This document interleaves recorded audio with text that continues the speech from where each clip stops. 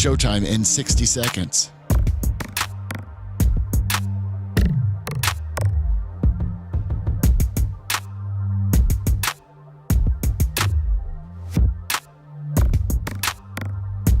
"45 seconds.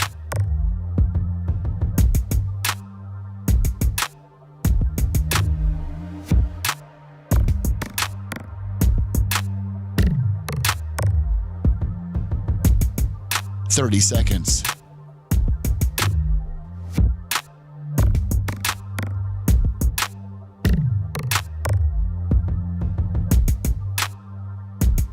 The show will start in 15 seconds, and this is your last audible warning.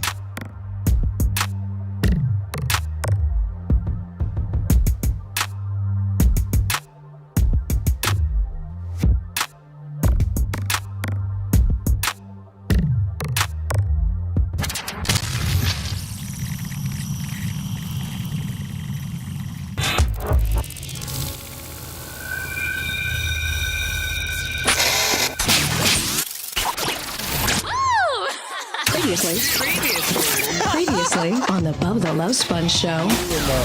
So, first of all, let's be clear on this, okay? Well, hold on. Let's be clear on something else. Let's burn a break, because I got so much stuff to talk about today. So let's burn one. Jam-packed. Let's burn one, if we could. Jam-packed full of crap. Thank God you answered. Wow. You're listening to the Bubba the Love Sponge Show. Broadcast rights for the Bubba the Love Sponge Show have been granted to this station by the Bubba Radio Network and is intended solely for the enjoyment of our listening audience. Any rebroadcast, retransmission, or other use of this production without the express written consent of the Bubba Radio Network is prohibited. Welcome, Friday, February 6th. Open the show up with, where the hell's Lasker? NorCal Mark, $100 to beat Glowbug for Gene. Yeah, Gene, we already got somebody giving $100 to beat the Glowbug out. I said thank you very much, and I'm stuck at the gate like a freaking snowman. Trying to get in. You got not working. Everything's froze up.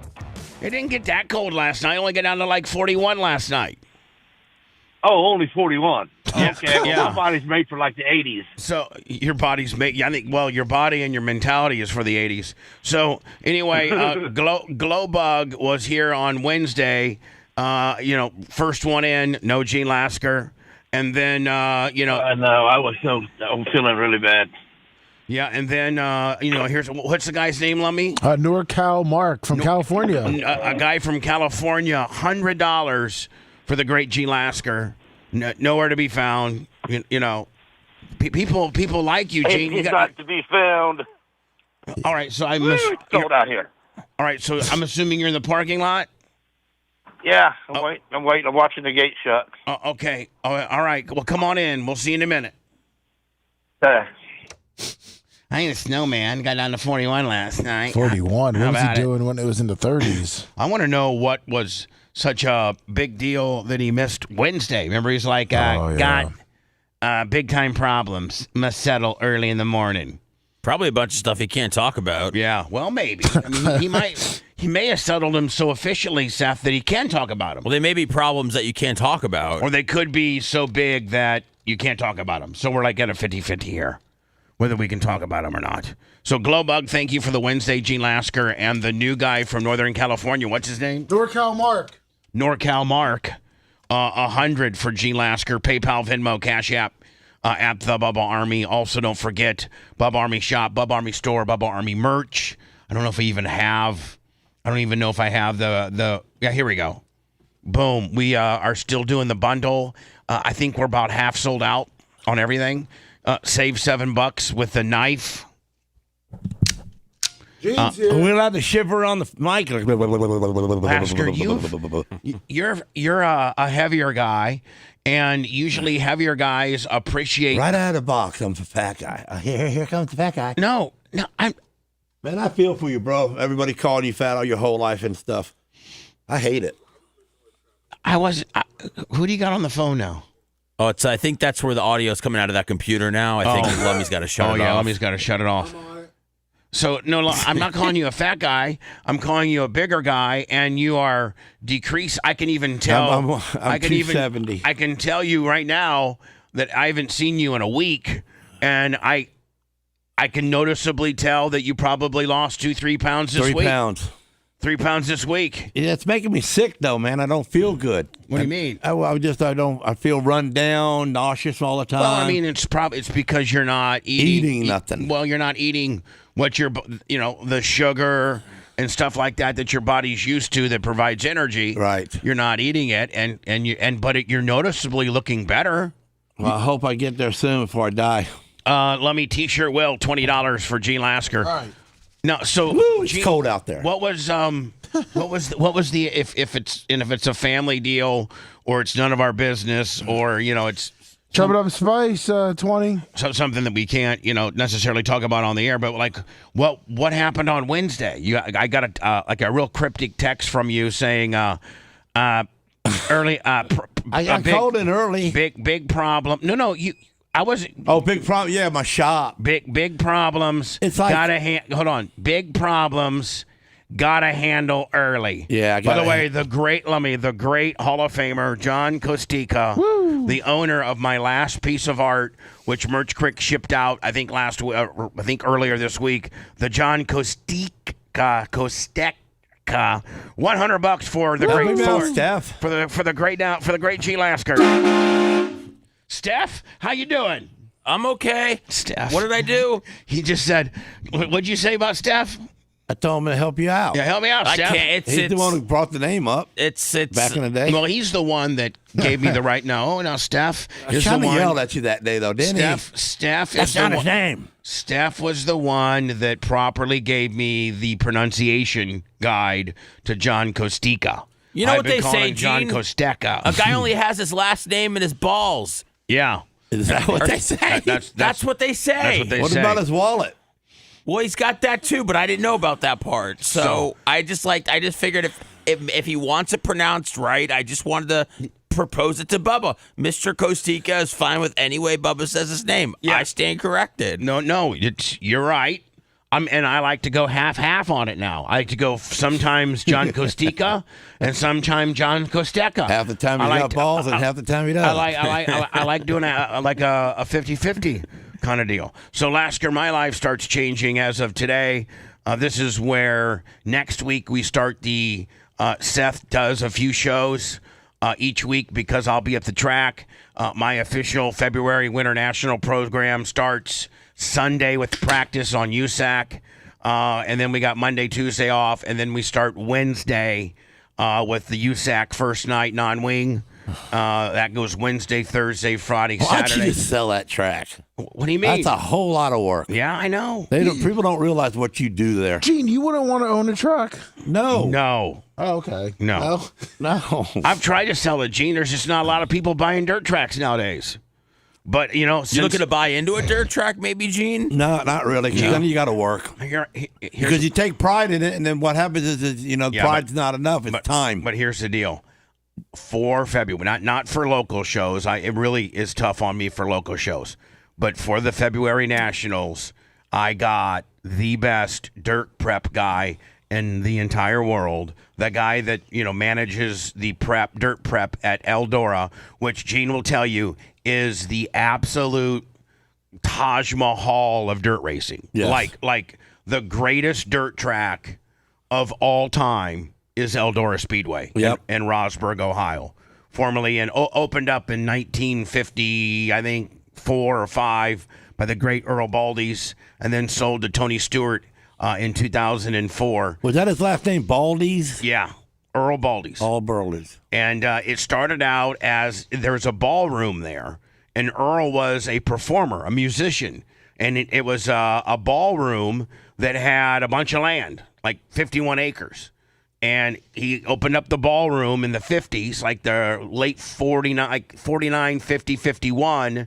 And it's in this little town called Rosberg, Ohio. And it literally, might have a population of 600. I don't know. But there was, from miles and miles around back in the early 50s. That's when, adults and kids or whatever, you'd have to go to the ballroom and do for dances and performances and concerts and things like that. So he originally bought this place in 4950 as a ballroom that held about 500 people.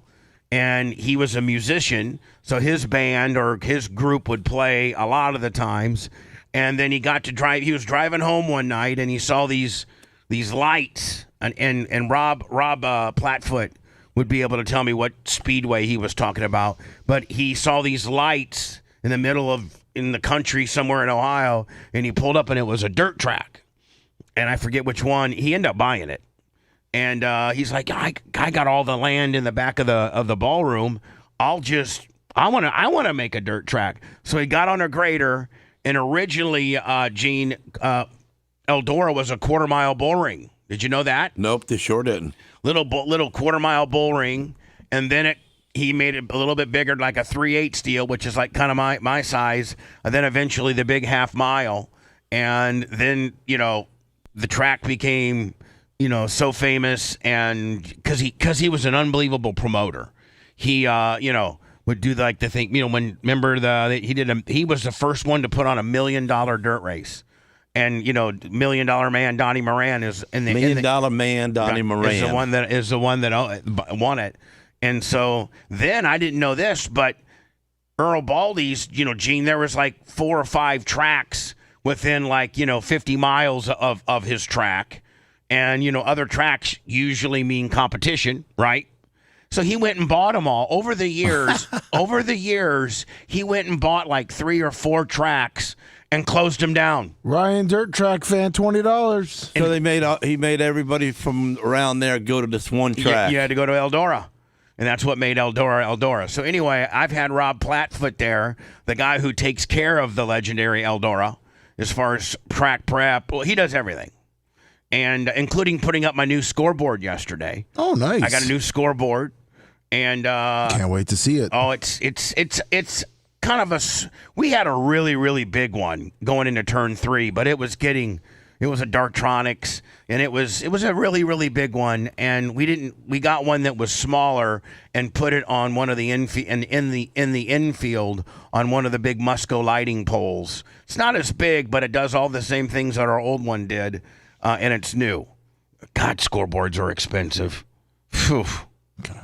So I don't know what I'm going to do with the old one. I was going to see if I can get a vertical banner that says Ocala Speedway. Anyway, as soon as the show's done today, Lummy, I got to zip on up there because I got 15 bin block coming, and I got just all kinds of things. Can't you make a scoreboard out of a projector? No. Oh wait, we got to load something up, but I didn't see the right vehicle here. Oh, the cream machine. Well, we have to ask Gina on an update on that. But also the generator. Oh, did somebody come grab it? Well, no. I thought we were going to bring the Honda. No, I'm not. I'm not gonna. Okay, I mean, I've made other provisions. Gotcha. Okay. Oh my God, another $100 for Gene Lasker. This comes from Gary. This sounds like new money. Gary Selder. $100 straight for Gene Lasker. Nice. Sweet deal. Good morning, guys. Thank you, Gary. And then, of course, the John Kostika. So, no, Lummy, they've made other provisions. Okay. But I do need to get our Generac guy to come pick that up because I think it's a fuel pump issue. Yeah, I'm talking with him. He can literally just come grab it. And now, is it under warranty? Yeah, for us it is. Oh, okay. Don't worry. It's going to be taken care of. Thank you. So when was the cream machine supposed to be done? Today or next Friday? No, I was asking you. I mean, Bobby reports to you, not me. I mean, you know more about it than I do. Well, I know he's got it running really good. Dirt Merchant, $10. Thank you, Dirt Merchant. He put a new carburetor on it with a... That was probably about 80% of the problem. Yeah, well, the distributor was shot too. Okay. So you put a new distributor, coil, pickup coil, rotor button... carburetor, fuel pump, fuel lines. He changed one of the brake lines from the master cylinder down to the proportioning valve. It was leaking and you had no brake fluid in the master cylinder. But did he tell you outside of that the engine's pretty stout? Engines runs good. Yes, it does. Yeah. Have they filled in the TV blank yet? That's being worked on right at last I talked to him Thursday night. All right. Maybe we can get it. Maybe we can get it sometime, in the next. If I could get it by like maybe the end of next week. Yeah, that's what I thought. Then I could debut it. my podcast. I mean, I won't be able to podcast the USAC or the Mods guys, but I could roll out it as a podcast studio for the Lucas guys. That'd be great. Which would be great. Yeah, be done for that. Perfect. This is. Somebody just sent me this voicemail. I had to listen to it 3 times. But talk about white trash. This is about as white trash as you get. It's a 911 call. I got a domestic in progress. No weapons, no intoxications. 800 Rural Ave, 800 Rural Ave. It is between siblings over who ate the last sticky bun. Now they're threatening to kill each other. It's over siblings who ate the last sticky bun, and now they're threatening to kill each other.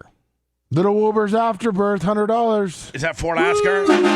You can put just Little Wilbur's? Little Wilbur's Afterbirth. Little Wilbur's Afterbirth. That makes me want to throw up. Okay. So let me burn one. Should we send the cash back? When someone says something like that, it's like, ugh. What's that, Seth? Should we send the cash back? No. Little Wilbur's Afterbirth is a Hall of Famer. He's a Hall of Famer. Little Wilbur's Afterbirth is a Hall of Famer. Oh, is he? Lummy, any updates from Big Hands John? Does he still continue to hate us? Yeah. Now, what'd you do to the guy? Oh, I didn't. Well, we didn't do anything.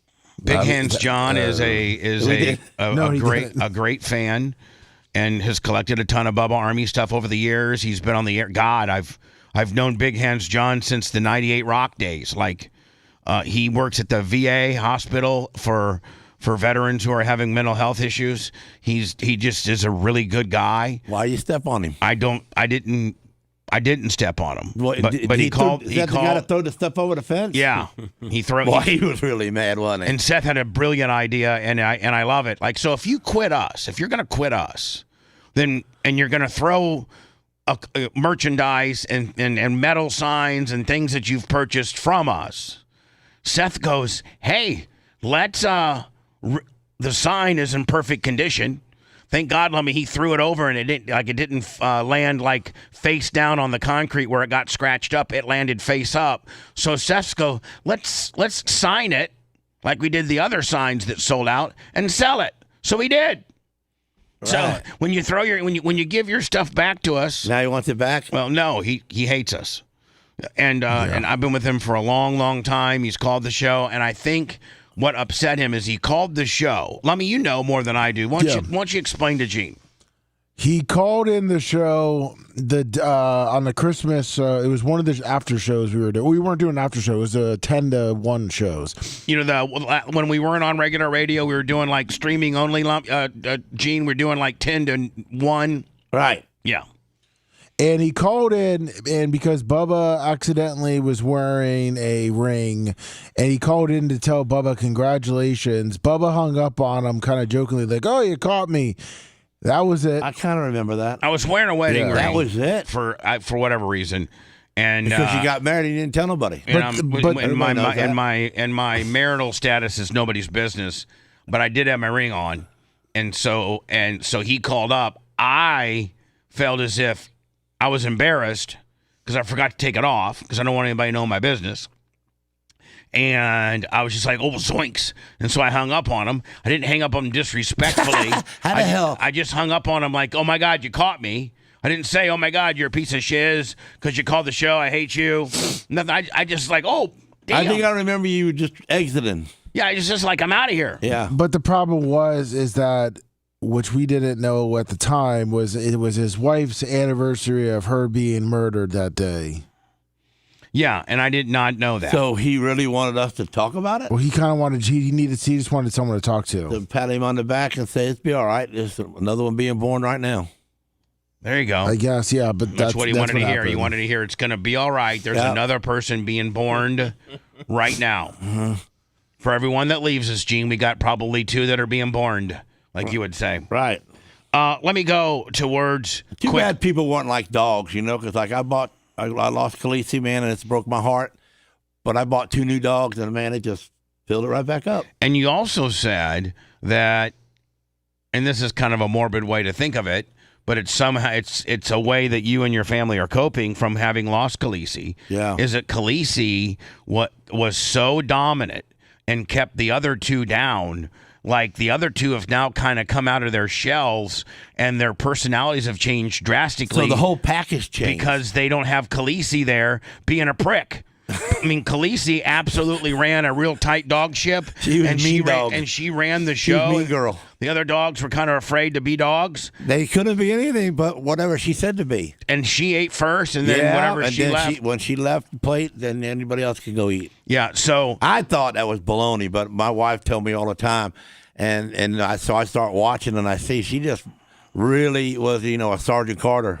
Yeah, she was a real prick. And so the new dogs, they probably miss their sister, but also by the same token, be like, phew. It's good to be able to eat when we can eat. It's good not to be kept down. Now you probably know how Coben feels. Why? You keeping him down. I don't keep him down. Well, I mean, man, you're a little tough on him at times. But you know what? You're raising him right. Most kids, you're raising him the right way. Most kids couldn't deal with your parenting skills. There ain't no book on parenting. You know that. Yeah, trust me, I wish there was. I know. Let me, whenever you turn, the Lightning are just on apps, and I don't mean to make this a local story, but they're the hottest team, and they might be one of the hottest teams in professional athletics. In their last 22 or 23 games, I think they're like 21, 1-1. And Kucherov is like one of the hottest players in the league. Yeah, and that's without Point. That's without Braden Point. He's hurt. So much where they scratched him from the Canadian team. I didn't know, maybe Seth did, that Cooper is the coach for the Canadian team. Oh, so yeah, I didn't know that. Did you? Yes. And so they replaced Braden Point yesterday with some other dude for the Olympics. And so last night, the Tampa Bay Lightning's arch nemesis, the Packers versus Bears, these great rivalries that you have in Lakers, Celtics. Well, one of the rivalries we have is Florida Panthers, Tampa Bay Lightning. I don't know, out of the last 6 to 10 years, I think 8, maybe 6 to 8 of the championships, the Stanley Cups, have been between the two franchises. I think the last 6 years they've been in all, and either one of them have been in the Stanley Cup finals. Who would have ever thought? I mean, Florida, when the NHL announced that they were going to have franchises in Florida, which is about as far from Canada as you can get, hockey is very highly regarded as a Canadian sport and, not to be played in hot weather cities.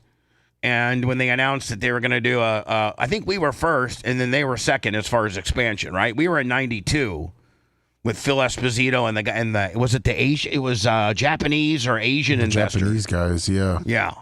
Well, anyway, when we play, these two teams hate each other. They absolutely hate each other. And when any time in hockey, just to give you a little backstory about hockey, anytime some team starts getting their ass kicked, then what they'll do, and getting your ass kicked in hockey is 4-0. Like when it's 4-0 in the third, then you send your goons out there just to start cheap shotting some of your Kucherovs. Some of your star players are now going to start getting hit dirty, and just they're going to start tic-tacking and try to fight to get you off your game. And there was such a melee last night in Tampa, Lightning versus Panthers. It was such a melee that they kicked out the coach for the Panthers. Now, why? Because he was just sending goons in one after another. I think he might. I think the only way that the officials potentially kick out a coach is because maybe they feel the coach is the one that's sending the goons out there, right? Otherwise, why would you kick them out? Oh yeah, you got to get control of your players. Anyway, I hope we don't get a copyright strike, but I'm going to play it with no sound. All right. But it ended up being an unbelievable melee last night. I don't know how many players went to the box. I don't know. I don't know what the final verdict of. So do these guys got a certain roster, or can they come into town and like buy a few guys on the side? No, they can't buy a couple. We mean buy a couple tough guys. Get a couple G. Go down there and get a couple Rob Cons. Yeah, just gonna go out there and smash, get hurt, and get thrown off. No, they got a locked in roster, Gene. Okay. You can't come in and buy outlaw bikers to skate. That'd be kind of cool, though, wouldn't it? The game has changed tremendously. Fighting's not even a thing anymore unless you're getting your ass kicked. I'm really like not this. going now. Used to be fighting was strategically It can't a thing. be much fun just watching a score of 1-0. It can be. It can be. Have you ever been to a Lightning game? No. You never have? There's not like a ton of games that are 1-0. Yeah, Gene, you've never been this to... was 6-1 I've never been to a hockey game, no. Tom Bean's got season tickets. And he's a hockey guy? Tom Bean's an everything guy. Yes, he's got tickets to the Bucks. He's got tickets to the Lightning. He's got tickets to the Rays. Screw that. Let somebody. Gene, I'll take you. You want to go to the game with me and Walker? Put him behind the bench. Let him bang on the glass. Yeah. Like let Gene get the full experience. I don't know. Gene can skate. I can roller skate, but I don't know about ice skating. So anyway, somebody needs to take Lasker to a game because as much as you really don't care about... We were going once before, way back in the day, and you were going to make me the hockey catcher guy. The catcher. Oh, I was going to put Gene in goal, and then have the players Chris Gratton and I said, man, you wear all them clothes, you can't get hurt. Dino Cicerelli and Sean Burr and all these guys were going to start peppering, and Gene backed out last minute, and we put Tom the Tree Man in there. Yeah, these guys 25. Were like. I didn't back out. You made me back out. You didn't want me to get hurt. I was like, Gene, you're going to get all about it. These pucks are coming in at 100 mile an hour. I said, they'll knock. That padding, who cares? Well, it still hurts. Well, you know what? I'm glad I didn't. I'm going to play the melee next. I'm going to play it without sound. We might get his copyright. We may not. So tell Gary Cantrell to get his trimming clippers ready. Yeah, he's ready. All right. You're listening to the Bubba the Love Sponge Show. If you want 24/7 on-demand Bubba and the crew, go to BubbaArmyHQ.com. The Bubba the Love Sponge Show will be back after this.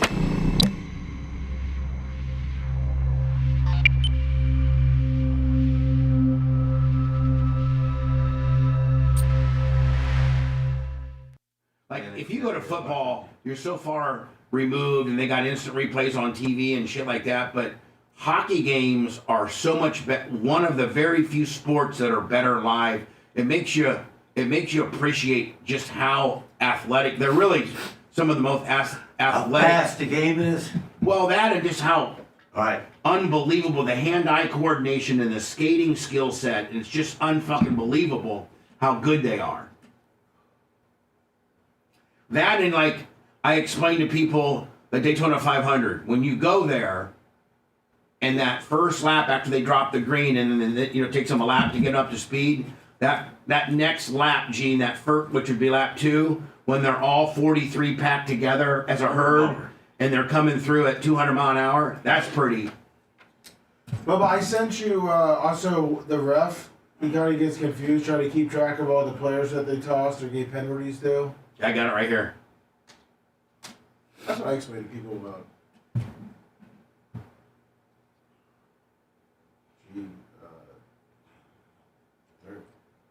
We need pictures, everybody.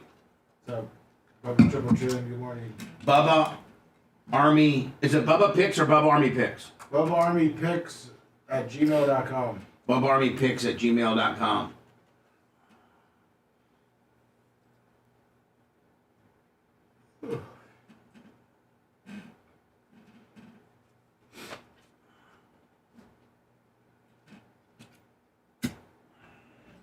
Hey, Gene, who's your guy that fixes four-wheelers and all that kind of, because I'd like to take that little Suzuki four-wheeler I got that I used to use as a push vehicle for Tyler's sprint car. It's out back. You can see. What do you think is wrong with it? I think it just needs a starter. That's it. And to just be gone through. I don't think it's a big deal at all. A battery and a starter, but I need it to give it to Erica because she's doing camping, out there, and she has to walk, clear out like, 20 fucking acres, right? But if she could just jump on that thing, she could get there a lot more quickly. Because my golf cart I use. So who's your guy? Because there's a friend of mine right there in Drew Park, but he's a one-man band, so he's always like buried. Well, Bobby could fix something like that. Bobby could? Yeah. Well, could we load it up today? Me and Lummy could fucking pick it up. All right, we'll throw it in the back of my truck. All right. Well, I sent you a 6-second clip just how it started because I don't know if this clip exactly shows. It just shows the cheap shot on Cooch. You mean kind of what started it? Yep. Greg Filipino, $20. Oscar Friday. Woo! Woo, woo, woo, woo. Thank you, Greg D. Jing brings it in. Small Town Bourbon, 42 months. What's his name? Greg DeFliplo. What were you just saying? Oh, Small Town Bourbon? Small Town Bourbon? 42 months. What the hell does that mean? He said it's his number name. Oh, his name is 42 months? On Twitch. Oh. It's if you have a subscription, Uh-huh. He's at 42 months of subscription. Oh, okay. We have some people that have like 99 months. What does that cost them? It's like your Amazon Prime, $4.99. We don't make no money off of that? But we do. Oh, we do? Yeah. But you can use your Amazon Prime and you get on for free. Oh, okay. Because Amazon owns Twitch. Oh. Well, that's a good thing then. It's like their membership. They're a merchant, $2 Willie.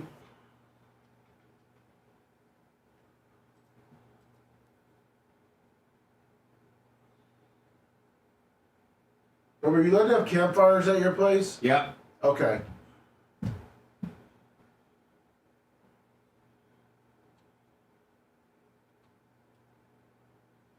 Now I probably should turn the volume down on all this, shouldn't I? Yeah. Well, except for the referee one, it's going to be tough because... Right.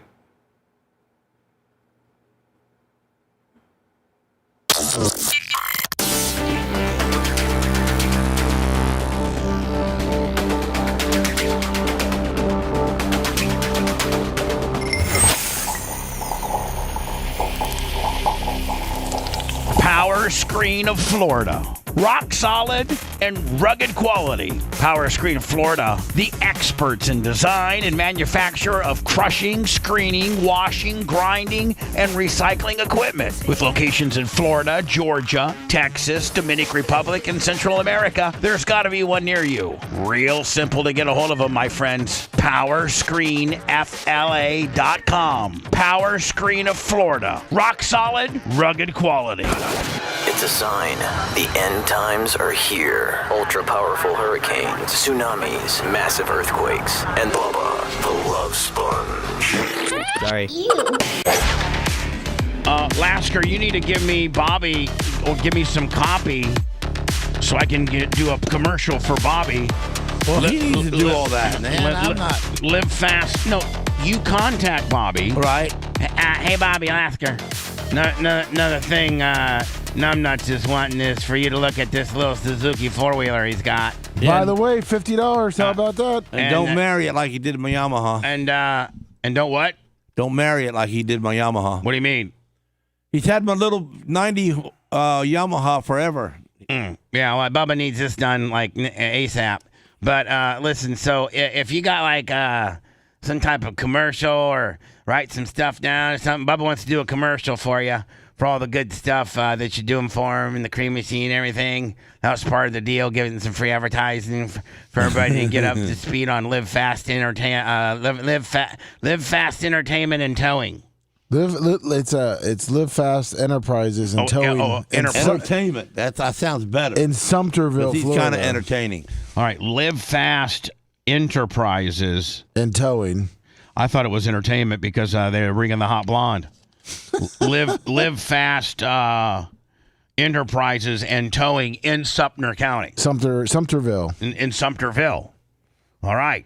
So I cannot do volume on this, but this is a 14-second clip on how this big lightning melee started yesterday. How big is that square? That's the size of the ring. Right, but is that like a half of a football field or a whole one? I would probably say it's, I don't know, what is it? 200 feet by 85 feet. Look at Johnny's stats over there. Remember, Macho is the Ice King. Well, 285 feet, so a football field's 300 foot. Wait, how did Macho Man become the Ice King? Remember, he's the skater and the Zamboni guy. 3 feet to a yard, 100 yards. Yeah, 300. So it's 300 feet in a football field. And what'd you say a hockey rink is? 200 feet long, 85 feet wide. 200 feet long, 85 or 80-some feet wide. Wait, he drove a Zamboni, Lummy? He also is the best skater here. He's the fastest skater. I'd love to see Macho Man on skates. Macho Man, you know. Someone on chat here says Macho Man ought to throw a octopus. Well, that's what they do in Detroit. Yeah, they did that. See, hockey fans. So, Lasker, there's some things that fans do in hockey. For instance, if a guy scores 3 goals in one game, that's called a hat trick. A hat trick. It just, I don't know why, but they call it. It don't hardly happen. And it doesn't very happen. But what happens is the fans then literally take their hats off and throw them onto the ice. They do that. Now, is there any other instance, Seth, where other than a hat and the one particular octopus, well, the Detroit Red Wing fans are so insane that one time somebody threw was it a dead or a live one? Well, I think it was probably a dead one. Probably dead. They threw a dead octopus onto the ice. So hockey fans they throw things onto the ice. Didn't Longwood? Are you allowed? Yeah, Longwood did a shark. Yeah, Longwood did a shark. Yeah, he brought a shark in for you. Oh, here locally. Yeah. Yeah, he took a little shark. How did he smuggle that shark in through security? In his pants and shirt. Yeah, as long as the shark didn't have any metal in it, you could bring that sucker right on through. Oh yeah. So we've had a Bubba Army fan before, Gene, be close enough to the ice that when somebody scored a goal, he threw a shark. The only thing would have been better, Lummy, if we would have painted a Bubba Army logo on the back of the shark. Yeah. You know. So anyway, Gene, people. On various instances of hockey, fans will throw. Really, the only thing you're supposed to throw is your hat when a guy gets 3 goals and is a hat trick. So here is this the beginning of what started it all? Yes. So you can see that now, Gene, this guy right here, Kucherov. Yeah, he is our best player. And he's arguably one of the best players in the entire league. And right now he is. He's playing at a pace that puts him at the best. And I think he's won. Seth, hasn't he won a couple scoring championships over his years? I don't know. So what, he's getting 2 scores per game? This he's the man. Like, he's a $9 million, $10 million a year guy. He's a Russian. And he's our guy.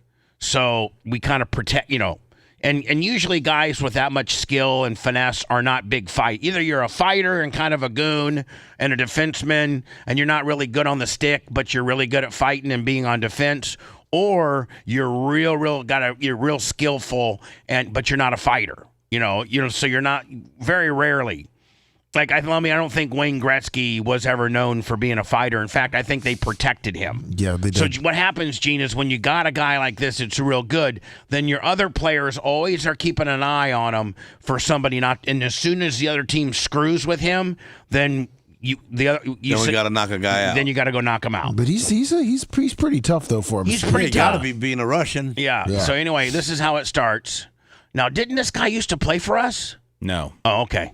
But there are a couple Panthers, Seth, that did used to play for us, isn't there? Oh, yeah. Yeah, I think there's a couple of them that played for us. I don't know if Carter Verhaeghe's still on the team. He was one of them. Boom! Yeah. Now, this is completely...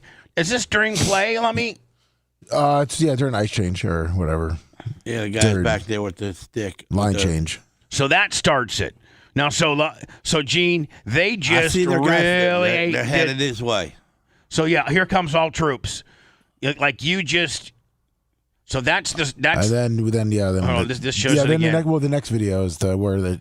And so Gene, Lummy, this just screams of, we're getting our ass kicked 4-0, and we're going to take out your star player. Yeah. Or at least give him a cheap shot, which is going to end up absolutely. Did they clear the benches? Were the bench cleared? Now, I can't play the audio on this, or we'll get a copyright strike. So Chris Daniels, $20. So here again, this is how it starts.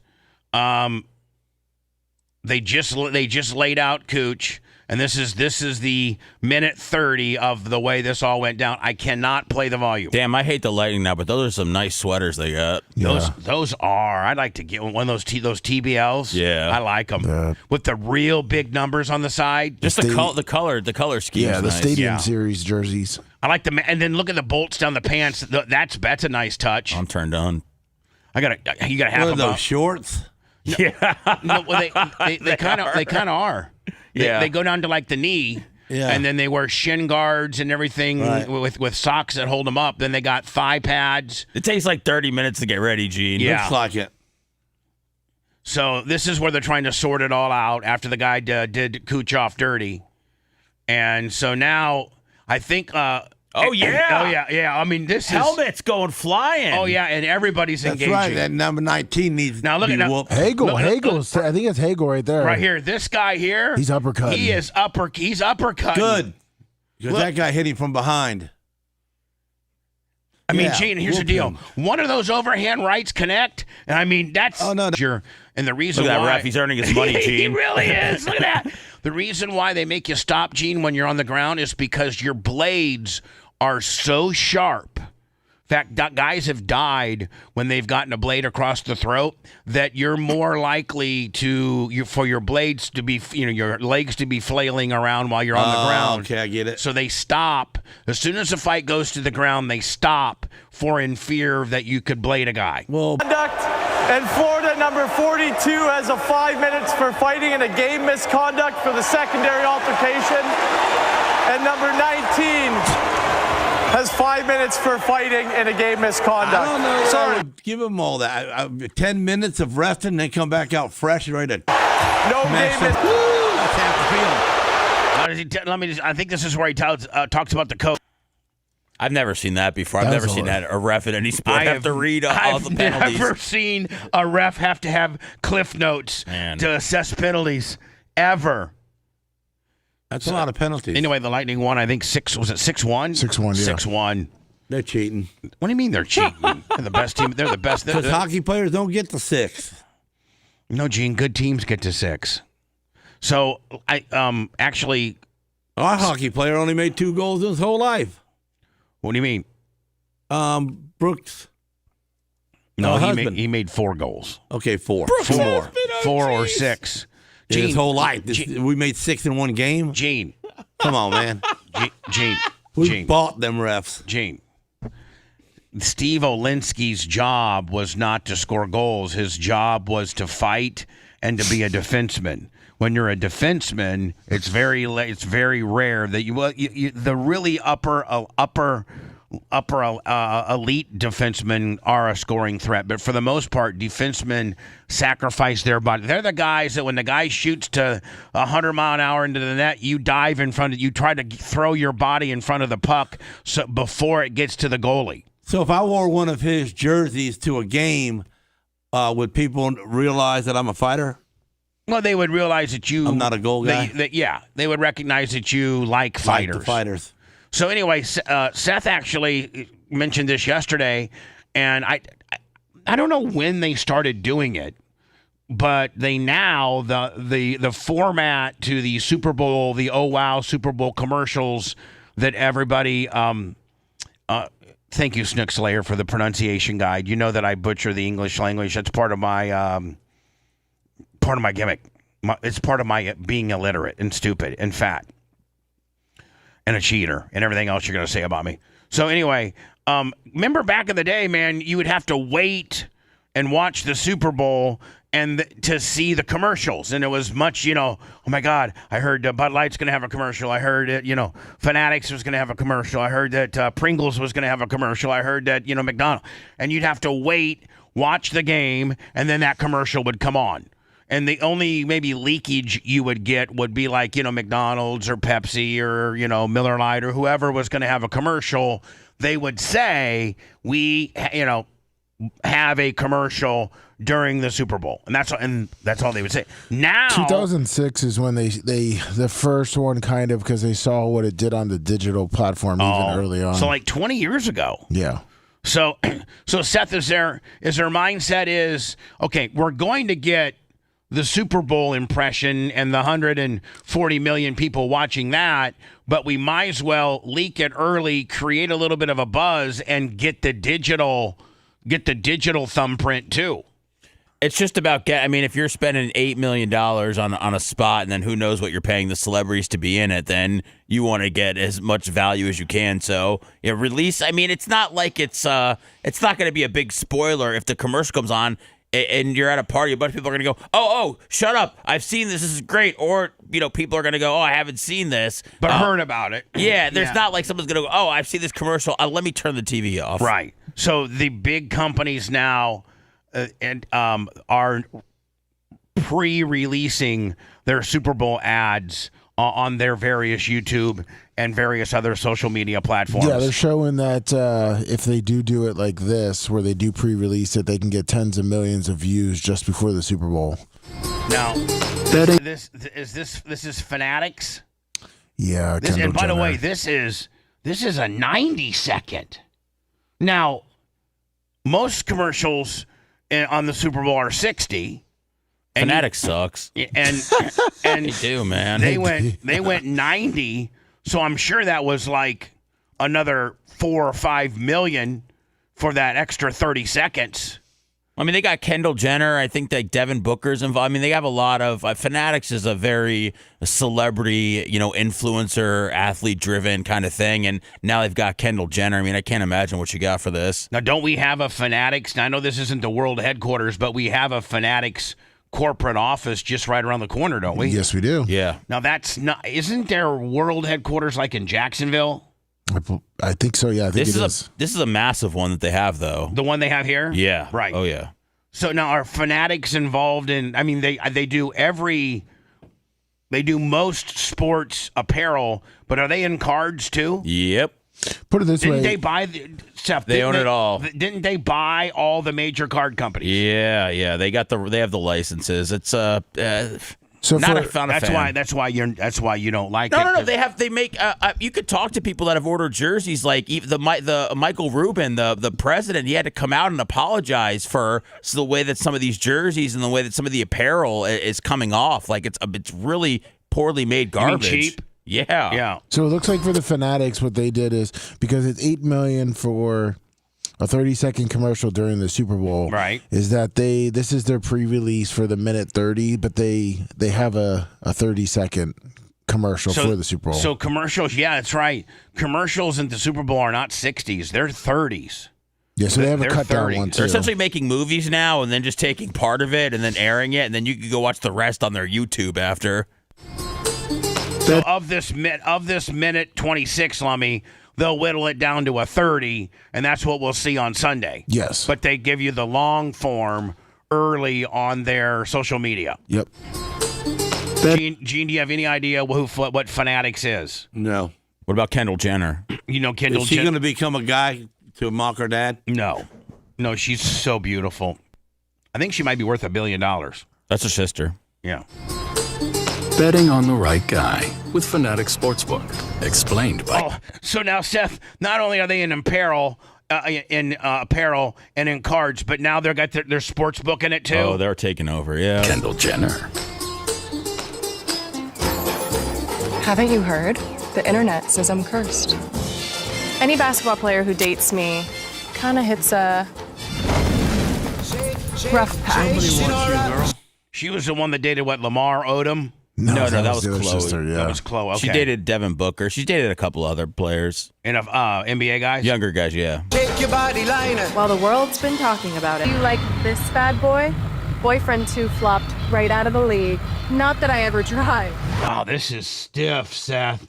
This is stiff. Yeah, well, I think some of those guys are getting paid for this, so. Paid to shut up? Yeah. Oh yeah, wax the side of that wing. Hold on. This jet. Thanks, boyfriend 3. But today, it's time to bet on something new. Football players. I'm making my bet on who's going to win. And you can bet with me or against me on Fanatics Sportsbook. Man, it's amazing to see how that used to be so demonized and so illegal to bet. You know, you had to go to Guido down the corner and, at the Domino's Club and put your bet in. And, it was just, now literally it's like big business on your phone, a part of Americana. Nobody's like, it's amazing how they flip-flopped on it, right? Is. Next stop, San Francisco. Football boyfriend. Yes. Bet on Kendall. Only on Fanatics Sportsbook. I can only imagine, Seth, how much that cost to make the commercial in itself. God, too much, man. It took her a month to do that. Check. Kardashian curse. It's not even my last name. Yeah. All right, this is the, Hellman's mayonnaise spot? Nobody in the meeting stood up for me, and I was like, okay, guys, I led this project. I was born in this deli. What? I didn't say anything. I was born in this deli. My best friend was that baloney. That is until I met you. I don't even like Hellman's. I like Miracle Whip better. Any big mayonnaise Hellman's fans in the house? Miracle Whip. Yeah, I like it. I like Miracle Whip too, but Miracle Whip's not mayonnaise. Touching ham, touching cheese, touching you. Sweet sandwich time. Hellman's makes it taste so good. This is how I make friends. I'll twerk you while I'm walking by. Oh, I want to do that for real. Sometimes I wonder who my parents are. So good. I've never been outside. These are my only clothes. It makes your sandwich taste so good. If you marry me, the curse is broken and I can leave. No, thank you. Yes! I actually like it. Me too. I do too. I think it's kind of. I'm buying me some more helmets today. For lack of a better term, Seth, I think it's kind of cute. Oh wow! I kind of like it. Oh goodness! I think Hellman's hit it. Go get yourself some. The Fanatics. Here, I got sound effects for this sort of things. Have for years. No. That's Hellman's. Fanatics. Actually, if I was to be, Fanatics was actually pretty stiff and brilliant. I just don't like them because Seth says they suck. So, I'm just going to who knows? Who really knows? Who remembers that Kylie or Kendall dated Devin Booker, Ben Simmons, and Blake Griffin? Nobody. Yeah. Like 95% of Americans don't quite get the inside joke. It just tells you that she ain't all that, or otherwise they wouldn't have moved on. You're damn right. Exactly. Hi, I'm Gene Lasker, and I'm doing the Cliff Note versions of the Fanatics spot. And this bitch ain't all that, or she would have been able to hold on to a few of them boyfriends. That's what I'm figuring. Exactly. All right, so here's Bud Light. Now, let's not forget, Bud Light had, was it last year or 2 years ago with the Devin or whatever the Mulvaney? Dylan Mulvaney. Was that 5 years ago? Was it that long ago? I think it was I don't know. It feels like it was a long time ago. And I'll tell you, man, they've rebounded nicely because they've paid a lot of celebrities to promote their brand. And Bud Light has, they did. I think the person that was in charge of that, Dylan, whatever. Mulvaney. I think they got fired. This was right in the middle of the wokeness. And Bud Light kind of figured, listen, men, straight men, that's who drinks our beer. Oh, and my friend Janet from Rob Plattfoot's wife likes Bud Light too. He drinks Old Milwaukee, Lummy. Oh yes, he does. The red one. Yes. Something wrong with him. Whoa, they put a Bud Light keg on the registry? Yeah, isn't it great? Yeah. It's awesome. Tapping the keg. Little tippy tappy, tapping the keg. A little tippy tappy. I'm tapping the keg. What are you gonna say? You gotta give a speech. You give a speech? Yeah. Me? Peyton Manning. Peyton Manning. Talking about this big keg. I said, oh, I brought you a keg with a... That's kind of all you need to say. My favorite part right here. What you gonna do now? Yo, Peyton's going nuts. Yo, Peyton's going nuts. Yo, ship it up, Peyton. Post Malone looks higher than a billy goat. What a treat. Yeah. What a treat. What a treat. That was a treat. What a treat. You want to come? Is that... Am I you got a collared shirt on. Come on in. That's cool. Is that cool? What'd he say? You got a collared shirt on. Come on in. I guess he's the Uber driver or something. Yeah. Am I... Here you go. Got a collared shirt on. Come on in. That's cool. Is that cool? We got the mirrors. I don't know what's going on there, man. I don't Shane know. Gillis looks like he lost some weight. He looks good. He does. My sister and Tarek, they watched on Netflix. What is it? The oil, the tire show. Used tires. I heard it was funnier than hell. I heard it was really good. I should. My sister told me I should start it. It's pretty good. Ooh, what's that? By the way, another Bud Light. They just don't have one. They got two. They did one last year too, where they were sitting out on in front of their garage on some folding chairs. So and they had just a stars. It was all packed full of just stars. Right, going through the neighborhood, people grilling with Bud Light. That was last year's, right? And Budweiser has, I think, one or two too.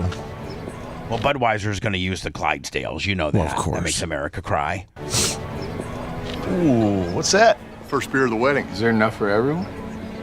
Oh, right there. Oh! Got even this better. Is not necessary. There's a trail. Oh, there's the cake.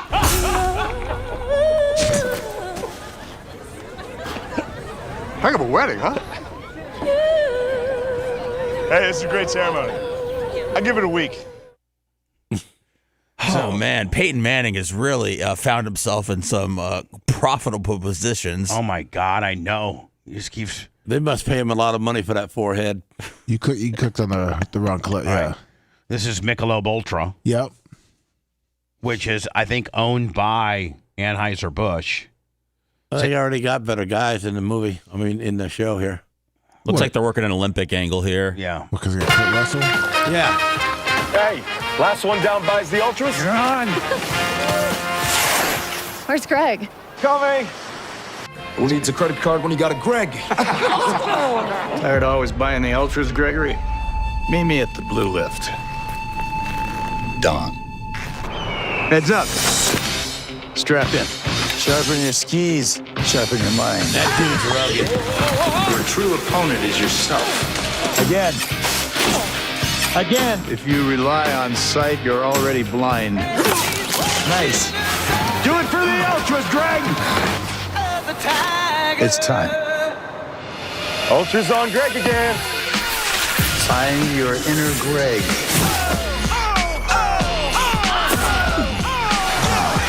My tab. Actually, it's been taken care of. You did it, Greg.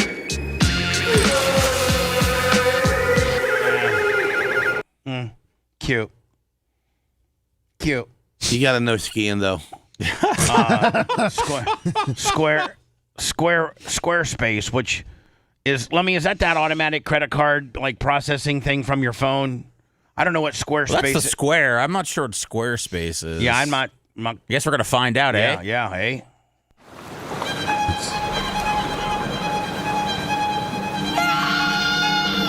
By the way, just for those scoring at home, we're going through the companies that have made their commercials public that they're going to be running on this Sunday's Super Bowl, at least portions of it.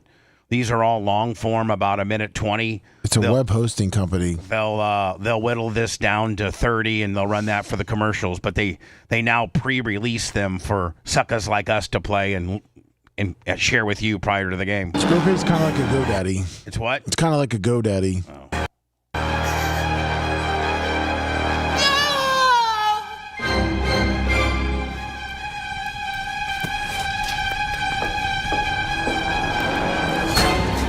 There you go.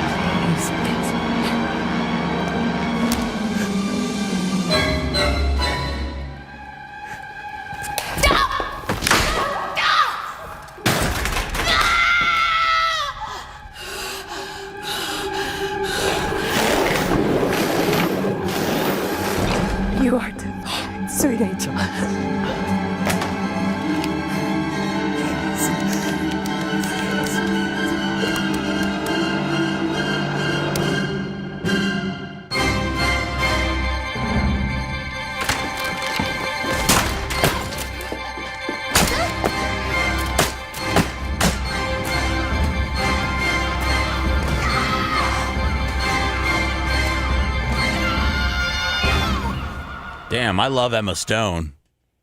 More of her. More of her. That girl was ugly.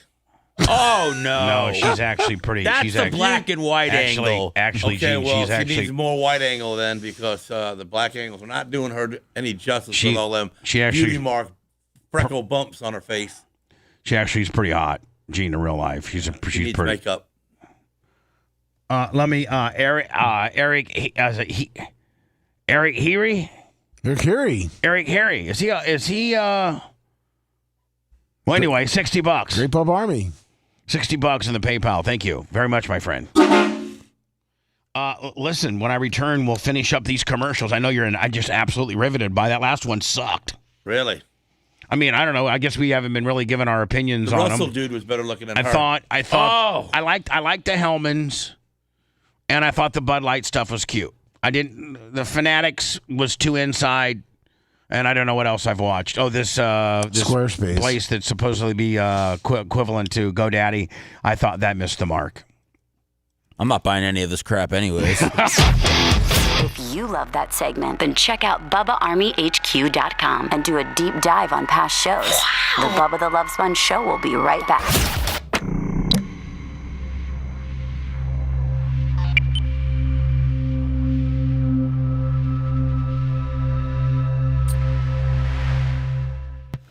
Yesterday, I had a peanut butter sandwich. You on some peptides?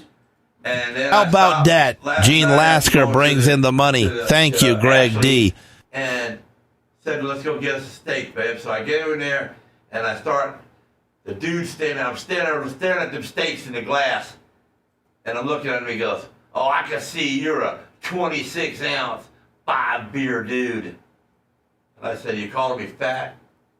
Oh, no, sir, I'm just, I said, okay. So I ordered that 26-ounce steak.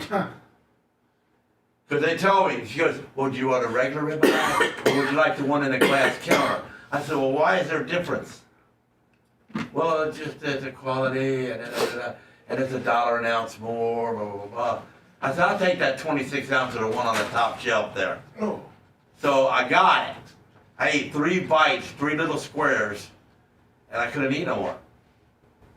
So my wife says, oh, I know why you bought that, for the dogs.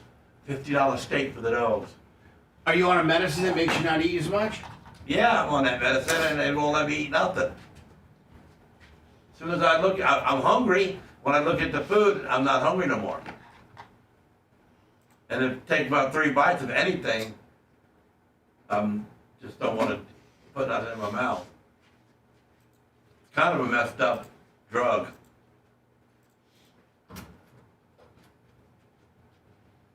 But I ordered me a little bit of greens, some beans, some peas, not peas, but green beans. And I never even got one in my mouth.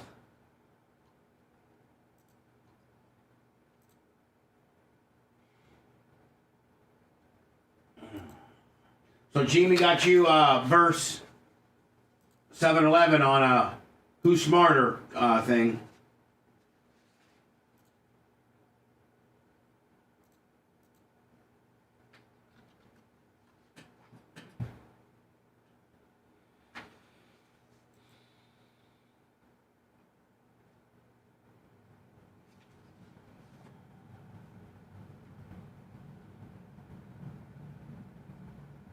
Thank you, Eric Harry. Appreciate you, my friend. Smarter than a white guy wanting to be a dot head and own his own 7-Eleven.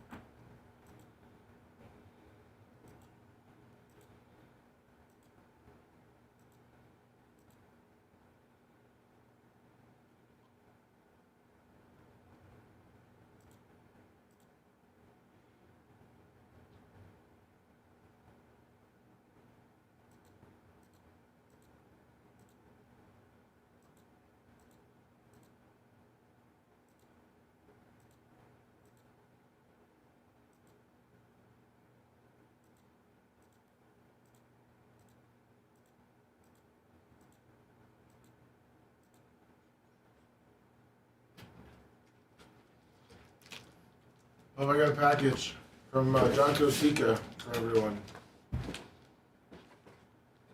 Uh-oh. A pack of Ridge. Oh, fuck, dude. Well, too bad that ain't full of cards. Oh, do you want to open it or do you want to have Gene open it? Oh, shit. There's something for everyone in it. Bring it right here. It's got breathing holes cut in. Don't let Bubba open it. He'll lie to us. No, he won't. I have the list. Okay. Plus, he's got the sharpest knife. Have you seen him cut paper with that knife? Can he cut paper with it? Probably. Oh, yeah. Yeah. Sharpens it every day. It's my nervous habit.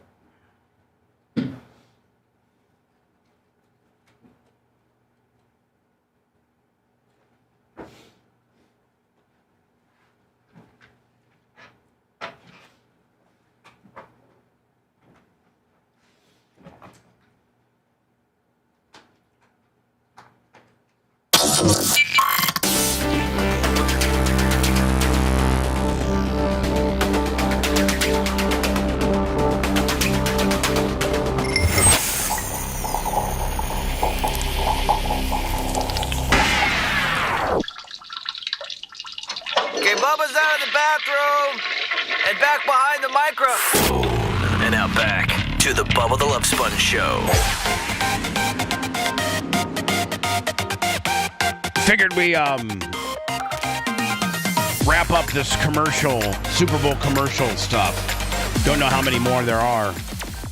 John Kosteka Lummy has sent a huge care package, a huge box for, I think, something for everybody. Everybody. A little care package gimmick. Lasker goes, you gonna let Bubba open up? He's gonna lie to it. Lasker's just such a dick. Bubba, I mean, did Bubba lie in the past? Yeah, like yes. He's opened up the boxes and taken our stuff and laid them to the side because he wanted them and didn't tell us they were in there. I don't believe that. You don't believe that? Yeah, you shouldn't. You don't believe that. This February. This is Grubhub. Oh, I want some of that food. This February. Right there. I'll One eat that. food delivery app will finally put their mouth where their money is. Ew, it's an octopus. Oh, we got to see what it is. I mean, yeah, you don't know what it is. Will we know on football day? Oh, yeah. Rich people. This is hymns. As in like 4 hymns, Lummy? Yep. Okay. Rich people live longer. All that money doesn't just buy more stuff. It buys more time. The wealth gap is a health gap. The rich have health care that comes to them. Custom formulated peptides, specialists on call, and preventative care before they need it. They get the best of everything. So why don't you? Now you can do Hims and Hers. Diagnostic testing for a complete snapshot of your health. Weight loss treatments that can be microdosed to fit your goals. Menopause and testosterone hormones to keep you feeling great. And early cancer detection through a simple blood test. The same science, the same access, no connections required. Now that's rich. Get started today with Hims and Hers. Pretty informative. No gimmick. Just informative. I didn't know that they were that. I just thought they did like Cialis and hair replacement. Now they're doing it all, right? Fixing the women, they found the real problem. Peptides. Yeah, they're doing hers too now because, you know, that's half the problem. Fixing the chicks. I know. Let me Budweiser. Of course, did I not tell you? It's always based around the Clydesdales because America loves the Clydesdales.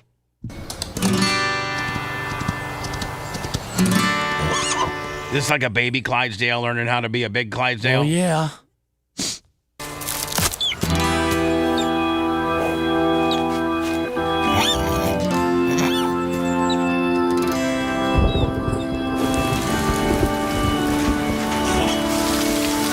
make you like almost want to cry. You know what I'm saying? So there's this poor little bird, and it gets born, and this little baby Clydesdale fell out of the nest. It fell out of the nest, and it's now in weather, and it's raining, and it's cold, and it's shivering. It's gonna probably. I mean, Leonard Skinner, free bird. That's pretty. That's And pretty, I like the can. That's pretty strong. That's pretty strong. I'll read it out with a red tab. I don't like Budweiser, but that's pretty. They always got some of the best commercials. Mushroom Mitch, 25 specifically for Alaska. Thanks, Mitch, man. You crying? I like that can. Sun's in my eyes. Man, I like Freebird. That's one of my favorite songs. That's right. I got that on my Harley when I'm driving down the road. You got a tattoo of it. Pringles. No, that's you all day. I'm so tired of boys. I need a man. Now, is that Sydney Sweeney? That's Sabrina Carpenter. Oh, okay. Same thing. Who is she? A famous, younger, hot chick. Just singer. Phony lips. I'm so tired of boys. I need a man.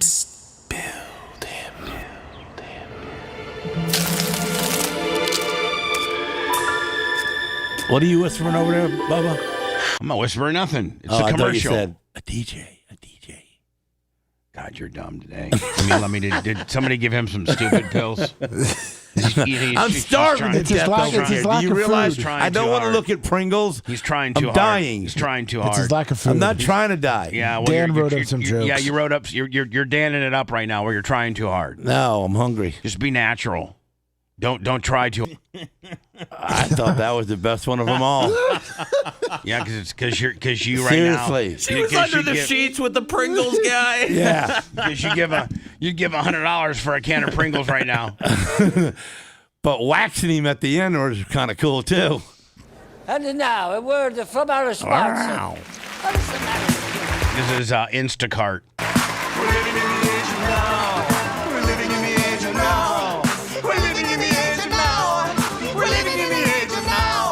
Instacart lets you choose your bananas. Get them just how you like. Instacart lets you choose your bananas. From green to extra ripe.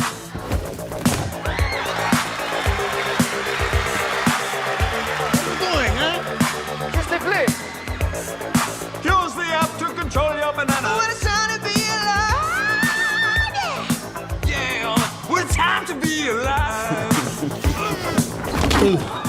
Gary, are you okay? You okay? I'm okay. Please. I'm okay. Come on. Keep it dancing. They've already lost me. I love Ben Stiller, man.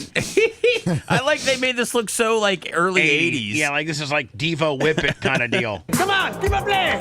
You stay down here. Come on, keep it dancing. Carrot. I can do it. Avocado dance. Gary, you're going crazy. What are we doing? You want to do a flip? I can do a flip. It is not what we do. It is what I do. It is a long way down. Stop the talking. Papa always loved me more. Look, I'm gonna do this. Don't do this. Don't do this. What are you thinking? This is crazy. Please. I feel pretty good. I have no idea how they're going to tie this into an Instacart commercial. Two 80s dudes, one guy that steals the show, one guy that's kind of taken back his partner stealing the show, doing all the high-flying gimmicks. So he tries to do the high-flying gimmick, which is Ben Stiller. Can't do any of them. What? What is it? I need more lift. Gary, you don't need more lift. Come on, keep it playing. Shooting? I just need more lift. No, Gary. Oh, sweet. Come on. Gary, come on. It is okay. Everybody wants me to do a flip for Instacart. Nobody wants you to do the flip. No, we do a flip and make Papa happy. Don't bring him into this. Let's make Papa happy. Don't do it. Do the flip. Move, man. Here's your flip, Johnny. No, don't do the flip. What a time to be alive. No. Oh, wow. That kind of hurt me right now. Boom. Smokes. You all right? Please. I'm a good guy. Oh, sweet. Papa, I did the flip. I did it.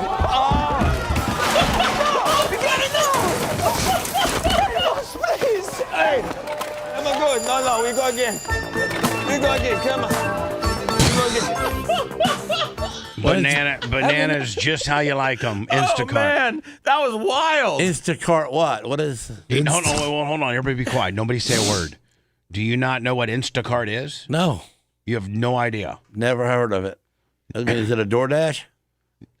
It is the grocery store version of DoorDash. Oh, the wife does that with Publix. Yeah, exactly. So that's what, when your wife, instead of going to Publix, you go to Instacart, they go do your shopping for you and bring it to you. Yeah. That you see, again. I try not to allow that too much. Why? Because you don't know the people who got your food. What if they touch it? I mean, they're going to touch it. Well, right. I don't want them touching my food. Since when have you been germaphobe? I'm not germaphobe, but, chances are the idiot that's only making $4 an hour popping the cans on the shelf or popping the meat on the shelf ain't doing nothing because he has to make a living. But it's the one that's driving around making no free money and touching your stuff. I don't know if any of that made sense or not, but this is Pepsi's new commercial.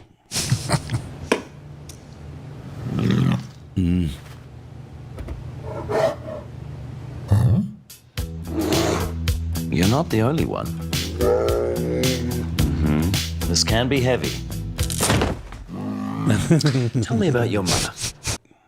I didn't get it. Yeah, me either. The polar bears that are usually in the Coke commercial switched over because they really wanted to drink a Pepsi. Oh, wow. Okay. That was way over my head. Here is Derek Henry and Catherine Hahn in the, how do you say it? The yogurt company? Oikos, yeah. Yeah, Oikos, or however you say it. Oikos, yeah. Sorry, oh, yeah. Tour is over. It's over? Here, hold my Oikos. Let's move! Oh, hey there, big fella. My Oikos! Your Oikos! Let's move! Oikos is packed with complete protein to help build strong muscles. Yeah, that really wasn't good either. No, it's pretty stupid. Totino's. Oh, which, by the way, I love Totino's. Back in the day, man, you could get them for 99 cents. And they were bigger size, too. Now they're like $2.10. No, you can $1.50 now smaller. on sale Publix for a while. Guys, I swear, it's legit Chasmo. So these are the pizza rolls. I have had them. They are pretty good. Totino pizza rolls. That we're working with. No, I'm pretty sure it's just another actor in a costume. Yeah, I looked at the call sheet. Her name's Stephanie. Whatever. You guys just don't believe. Can you believe that? Like, they don't think that Chasmo is real. It's like they didn't even watch the commercial last year. I don't think she knows what a mascot is. Chasmo! What's up, Stephanie? What's up, Stephanie? Hey, guys.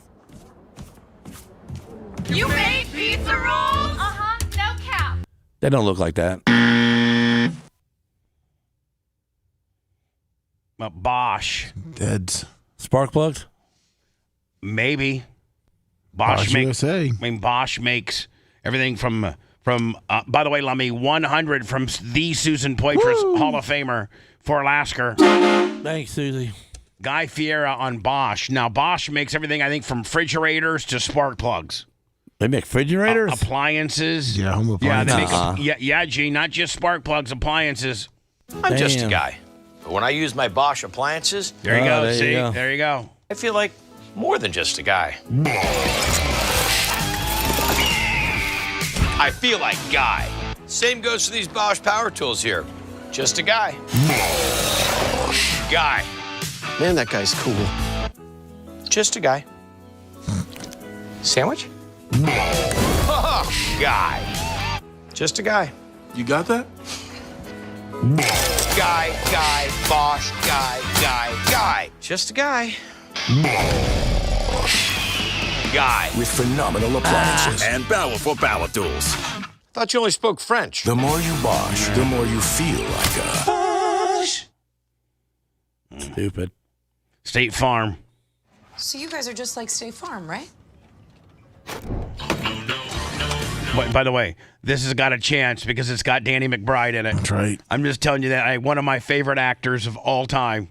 That dude? Yes. Originally from Eastbound and Down, and then Vice Principals and the Mighty Gemstones.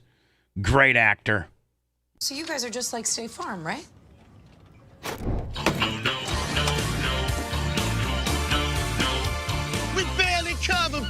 in the dark. Why barely? You get what you pay for.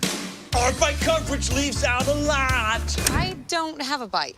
Can we just get some momentum on the song? Oh, I'm going. There's damage to your home on this block. We won't make things right, cause filing a claim is tough. Can't I just do it in an app or call an agent? No luck. Here comes the best part.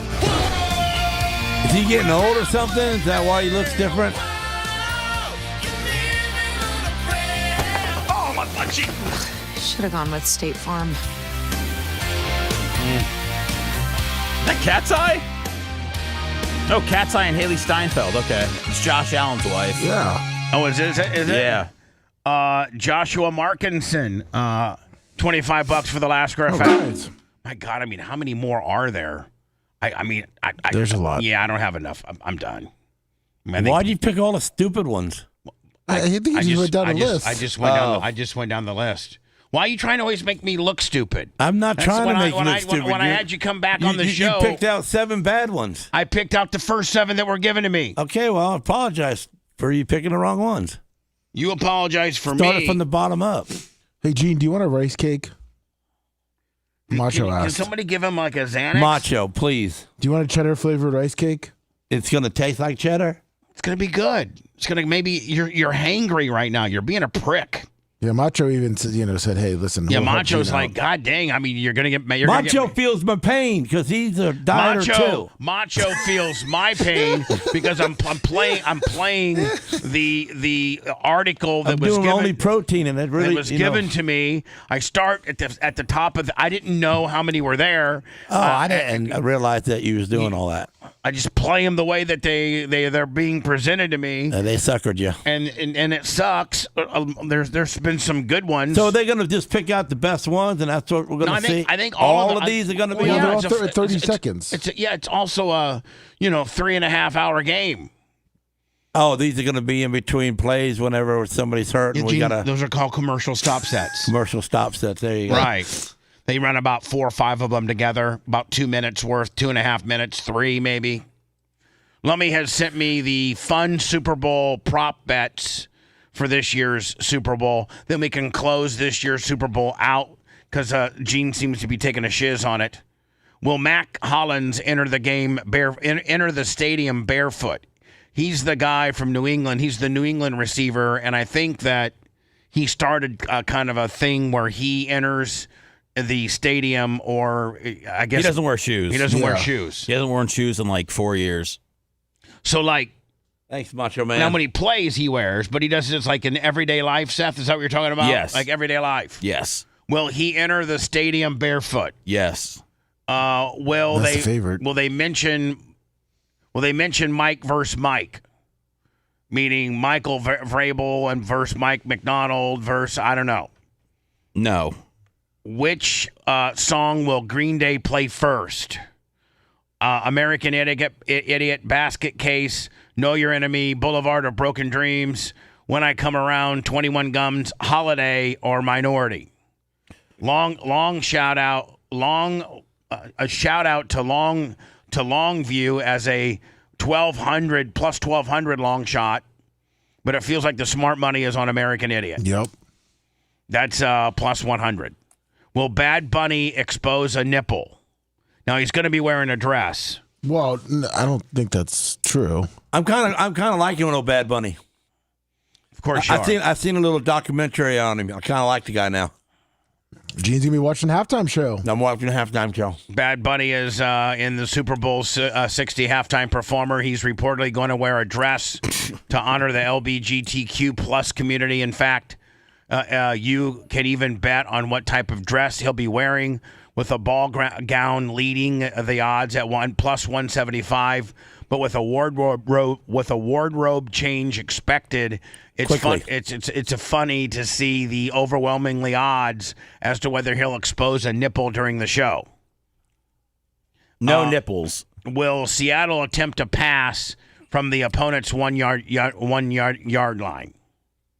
No. Will the Patriots linebacker catch a pass? Will a Patriots linebacker catch a pass in the game? Does that mean like an interception? Or even like put him on offense? Oh.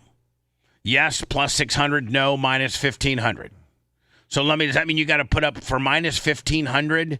Does that mean you got to put up like 100 to lose 50? I don't know. Yeah, it's a Will long Dave shot. Portnoy be removed from Levi Stadium?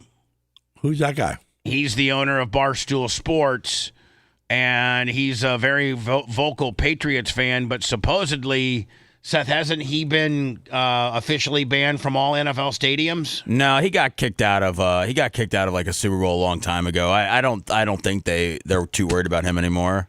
Will Terry disagree with a call after a review? That's the guy that's the NBC expert that analyzes challenges. He was banned from the Super Bowls, but they lifted it finally.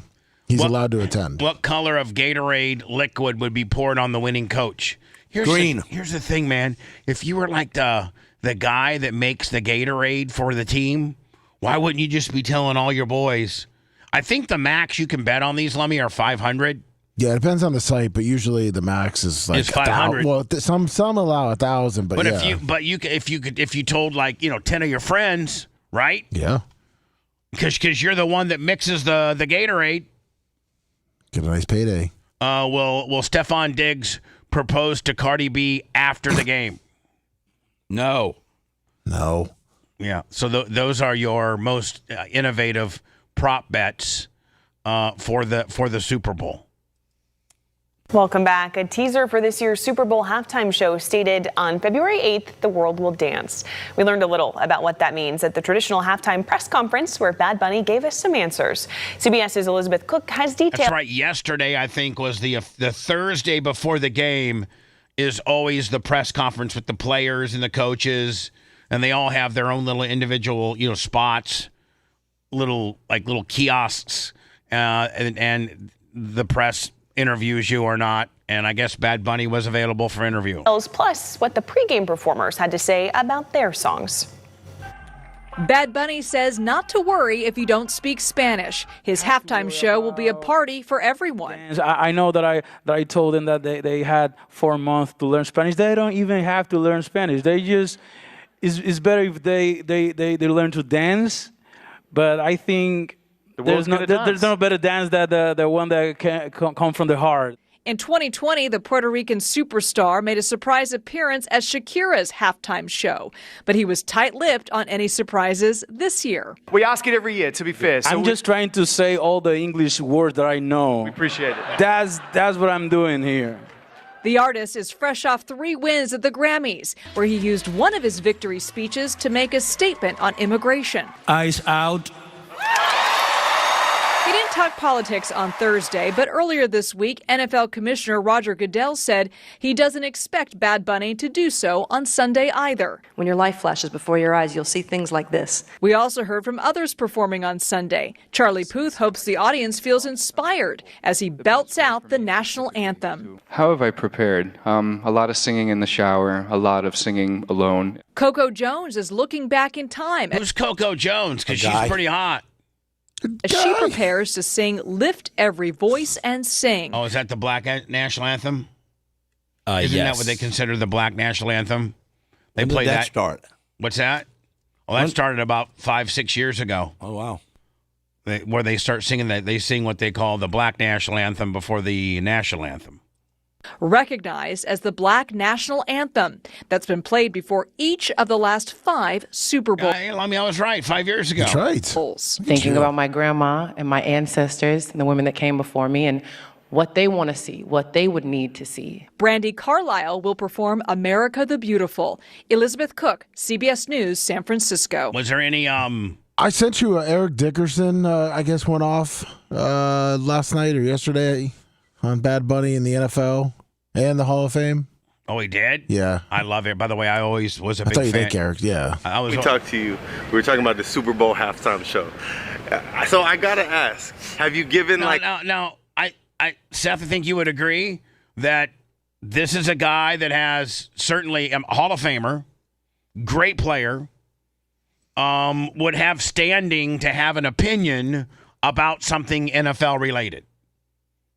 Player of the game, NFL, a Hall of Famer. What's his name? Eric Dickerson. Did you interview him back in the day? I think I did. Part of the Pony Express down at SMU. He was actually him and Craig. Was it Craig James? Yeah, at SMU. Yeah, they're the ones that got caught having like brand new Trans Ams. And before the NIL was the NIL, they were taking play. They were getting paid to play for SMU. Some time to like listen to some Bad Bunny and be like, hell no. maybe give him a shot. Absolutely not, man. Look, why don't we get somebody right here from home? How about someone from right here in San Francisco? All these artists right here in the area to play at the Super Bowl. You know, somebody just goes. He speak English, you know. I don't know if it's gonna be in Spanish or whatever. The whole thing is gonna be in Spanish. There's a few. What sense that make? I mean, man, look. Don't give me talking. But Puerto Rico is America. Puerto Rico is I'm Puerto Rican too. Puerto Rico is not America. It's a territory. It's a territory. You can't vote. You don't have a right to vote. Which is a problem. A lot of people would say. What I'm saying. You can still. It's not U.S. You can call it U.S. It's U.S. territory is what it is. That's all it is. So I mean, look. Can you vote? You know what? Absolutely, I can vote. You know. So you don't care. You're a U.S. citizen. And I think they deserve a shot at especially if we're gonna occupy their space. For our benefit, like even. Yeah, listen, the interviewer is making no sense at all. No, yeah. None. Guam, my wife's from Guam. On that territory. Anyways, it's a lot. We don't have to get into all that. Look, but what I will say. Puerto Rico. I know you don't. I know. Like that. We know. I'm black. I mean, hey, we got our own problems. But I mean, I'm black. We got our own problems. I don't see why they chose that. But the NFL does stuff. Jay-Z, go ask your friend Jay-Z. That just baffles your mind. So they'll do anything for money, and I thank God I had a chance to play in the National Football League and do things I did, play with my family. But as an entity. The NFL is one of the most corrupt organizations. That's just the facts. Well, listen, man. That's the facts. He ain't going to be allowed at the football game. I don't know what the NFL's done to Eric Dickerson for him to. I wasn't expecting that. As an entity, the NFL is one of the most corrupt organizations. Yeah. I mean, I think he was a first-time Hall of Famer. No, it took him a little bit. Oh, to it get did? in. Yeah. Oh, I did not know that. He didn't get in until '99. He had the stats though, didn't he? Oh yeah, he had over 10,000 yards. And I don't like the way they treat the brothers because they don't give black coaches the job that they should. And that's to me. Are we seeing that again this season? Well, one man of color got a job. I mean, Salas. I mean, everybody else. There's so many great coaches out there, black coaches that can't get jobs, but yet you have black players. The NFL is 80% black. Right. We can't coach. We can call the defenses, but we can't coach. We don't know how to coach. We can call the offense. We don't know how to coach. Yeah. That makes no sense. It's like the Rooney Rule. The Rooney Rule is a freaking joke. That's the biggest joke. Talking about the Rooney Rule, which is what the rule that was established by the NFL to give minority coaches a better opportunity to be potentially a head coach. Each coaching vacancy, each team has to interview a certain amount of minorities for that vacancy. I can't imagine why the Rams decided to kick this get off my lawn guy off their sidelines. Exactly. After all these years. Didn't they, Seth? That did happen. Yeah. Yeah, the Rams He was have talking a bunch of crap. They told him to get lost. I think they have a no Eric D policy. The Rams. I do know. It was years ago, but he's not allowed. I don't know if it's changed, but what Seth speaks of, the Rams kicked him off the sidelines. Like he'd go down there and be disruptive. Yeah, team banned him over criticism. You can't make a person hire a black coach. I mean, if I'm a white guy and I want to buy a white man, how you gonna stop me from hiring? If I'm black and I want to hire somebody black, you can't tell me who to hire. I don't even blame the owners. They do what they want to do. What they want to do. And you feel comfortable with who looks like you. Sometimes that's just it. No. You hire the best possible candidate. You don't hire who looks like you. This guy's race baiting. Yep. Absolutely. I like Eric Dickerson, too. I was always a big Eric Dickerson fan, but I never heard of him. I'm done with him, Lummy. I don't even have time to go through. I mean, there's another minute of the nonsense that I don't have any time for. He wasn't no quarterback. No, he was a running back, and he was one of the best. And who did he play for? He played for the Rams. Rams didn't ever win a game. Have they? Yeah, they've won a Super Bowl before. One. He played for Indy too. He played for Indianapolis too. Well, that was worse. Wasn't it? Man, you're just really. I don't know what you did. I need to talk to Sarah today. He's got a rice cake, Bubba. So once that kicks He's just in, he a might be dick. good. He's just in dick mode. It's like I'm Gene Lasker. I'm just going to hate. I've only learned about football I'm here. just going to hate And everything. you guys told me. I'm just going to hate everything. Everything sucks. Everything's wrong. Everybody sucks. Indy sucks. Rams suck. Dickerson sucks. What part of that is not the truth?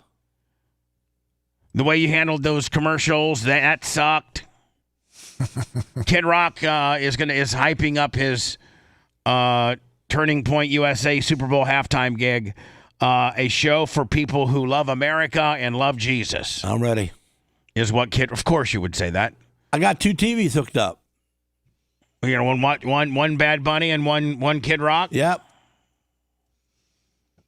Well, then I guess on Wednesday you could probably give us, your synopsis. Oh, actually, talking about, did he try his gift you gave him? Oh, no, I ain't tried it yet. Hold on. I haven't. Now we got heat. Oh, no. Because you've had a very much ample. I've been sick. So it's like, You're not in the mood. I'm in the mood, but I'm not in the mood to sit there and play games. I just want to get it and go back to sleep. We're talking about Gene's penis pump that I paid, nearly. No, that's going to have to be a whole, that's a whole thing, a game, You told me you would have tried it by now. You Right, promised. but she went on vacation, and she was gone for a week, and then I got the shingles, and that's about half killed me. I think the shingles have gotten to your brain and made you a dick. Even your dickness has increased. Could you try to be? We're almost halfway done with the show. 20 minutes from being halfway done. Can you try to maybe? So just like everything from here on in? No. Just try to get back to being funny, cool. I like some stuff. I don't like some stuff. I always got some cool commentary instead of just your starting point of being negative. Can you just try to be funny, positive, Gene Lasker? Yeah, how about that? The rice cake, is it going to kick in anytime soon? If you want 24/7 on-demand Bubba and the crew, go to BubbaArmyHQ.com. Right now. The Bubba the Love Sponge Show will be back after this.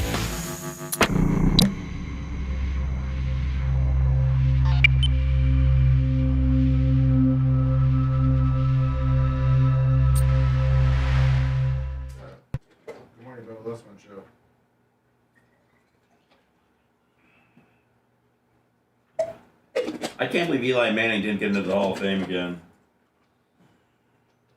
Oh, again? Yeah, hold on. Yeah. He won a fucking Super Bowl. 2. Bergie. Didn't he win 2? Or 1? 2. Bergie, line 1, just he was going to talk about. Who? It's Bergie, line 1.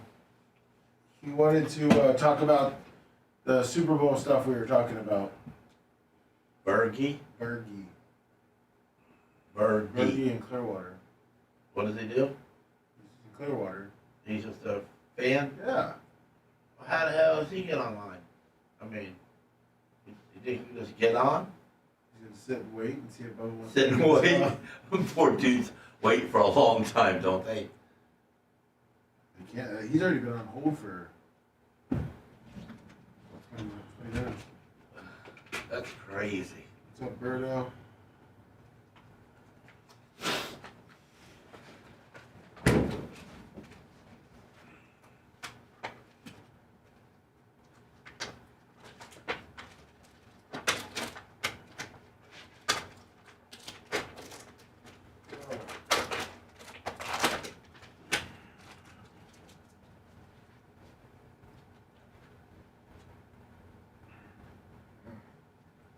Lasker be over here fucking tackle me for my Lunchable. Uh-oh. I know, I'm watching you there on TV, setting your old gimmick all up real good. Don't worry about us. He's got meat and cheese. Oh, See him.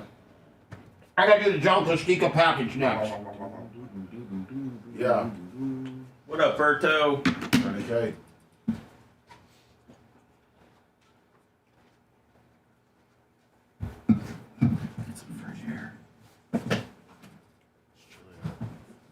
We got a 7-Up or a Sprite around. Yeah, I think we. Let me know we have Sprite. Yeah, we got Sprite.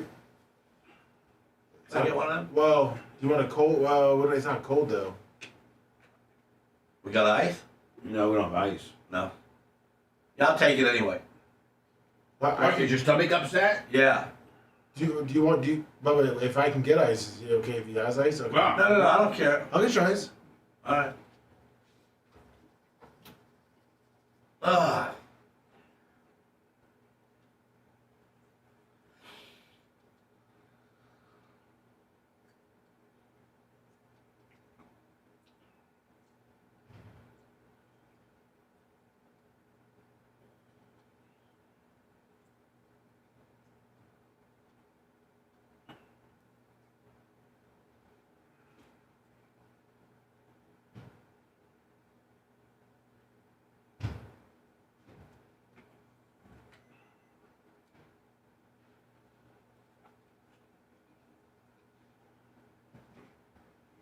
So they're selling Hogan's big house, huh? Mm-hmm. The wife don't want to live there. She wants to live in a different place, or what? He already bought her a new place before he died, an $8 million place. Oh wow.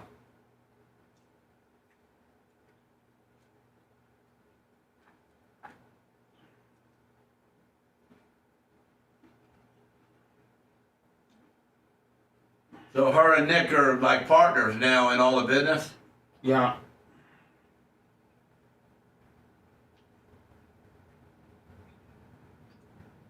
Any news on him acting like an idiot or anything? Supposedly trying to be a pro wrestler. Oh, I seen that. I think the fans are going to take a shit on him. Oh, they are. Oh, they are so much.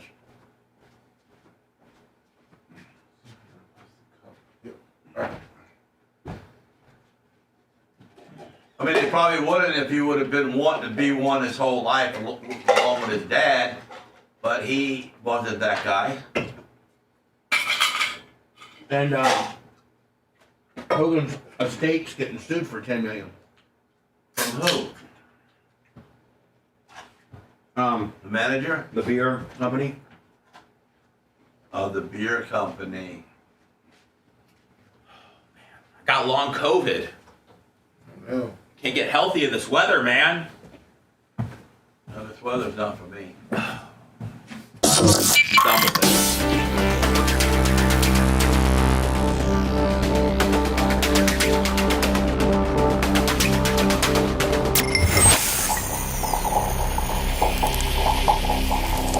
Hey guys, want to get lucky this Valentine's Day? Relax, we got you covered. Because when it comes to romance, it's all about the box. Set the mood, turn the lights down, get on the comfortable couch. With the box, you'll see things you've never seen before. Thrilling, hot and steamy, smooth, slow burn romance that actually works. Whether it's heart-pounding action, edge of your seat games, or movies that say, don't go to bed yet, the box delivers. This Valentine's Day, don't overthink it. Bring home the one thing that never disappoints. Visit getabox.com. Use promo code BUBBA for $25 off your new box. Every channel, every game, every movie ever made. Getabox.com, promo code BUBBA. The Bubba the Love Sponge Show, listener supported via PayPal, Venmo, and Cash App, all at the Bubba Army, now returns. Get a box. Greatest thing I've ever messed around with. God, I love it. It's awesome. David Hernandez, $20. Say it. Brittany Mahomes, wife of Patrick Mahomes, quarterback, Kansas City Chiefs. What, two-time Super Bowl champion? Three. I can't believe Eli Manning got snuffed again when it comes to the Hall of Fame. Well, they put some, like Drew Brees, Fitzgerald, Kuechly, Vinatieri. I think there was a couple other guys got in. Everybody that got in deserved it. It's just Eli's had to wait a couple years now. I've never seen a quarterback that was a two-time Super Bowl champion get snubbed. The stats and the win-loss record over the career aren't that eye-popping, but he'll eventually get in. Was his stats not that good? No. A lot of interceptions. Well, Favre threw. Yeah, but he also threw a lot of touchdowns. Yeah, he did. And a lot of yards. Yeah. A lot of yards. Brittany Mahomes reveals her new tattoo featuring all three of her kids in the Sports Illustrated swimsuit cover photo shoot. Wow. Damn. Looking pretty damn good there. Where's her new tattoo? I can't see it. It's a mystery. I don't know. But Popping out 3 puppies. That's pretty strong. People on Twitter yesterday, because a lot of people don't like her. They were actually putting clothes on her. They were telling AI to put clothes on Brittany Mahomes. Why don't people like her? Do they think that that she's changed Patrick and he's like p-whipped, or is it she's too? Usually they don't like a player's significant other when she comes across, kind of like the Bill Belichick's girlfriend kind of deal, where she comes across like she tries to make it about her, or she has really, really a big grip on him. Whereas I've not heard that necessarily from her. I've not heard those particular attributes of she being really controlling over Patrick or anything like that. I think they hate her because she's beautiful and they might be jealous.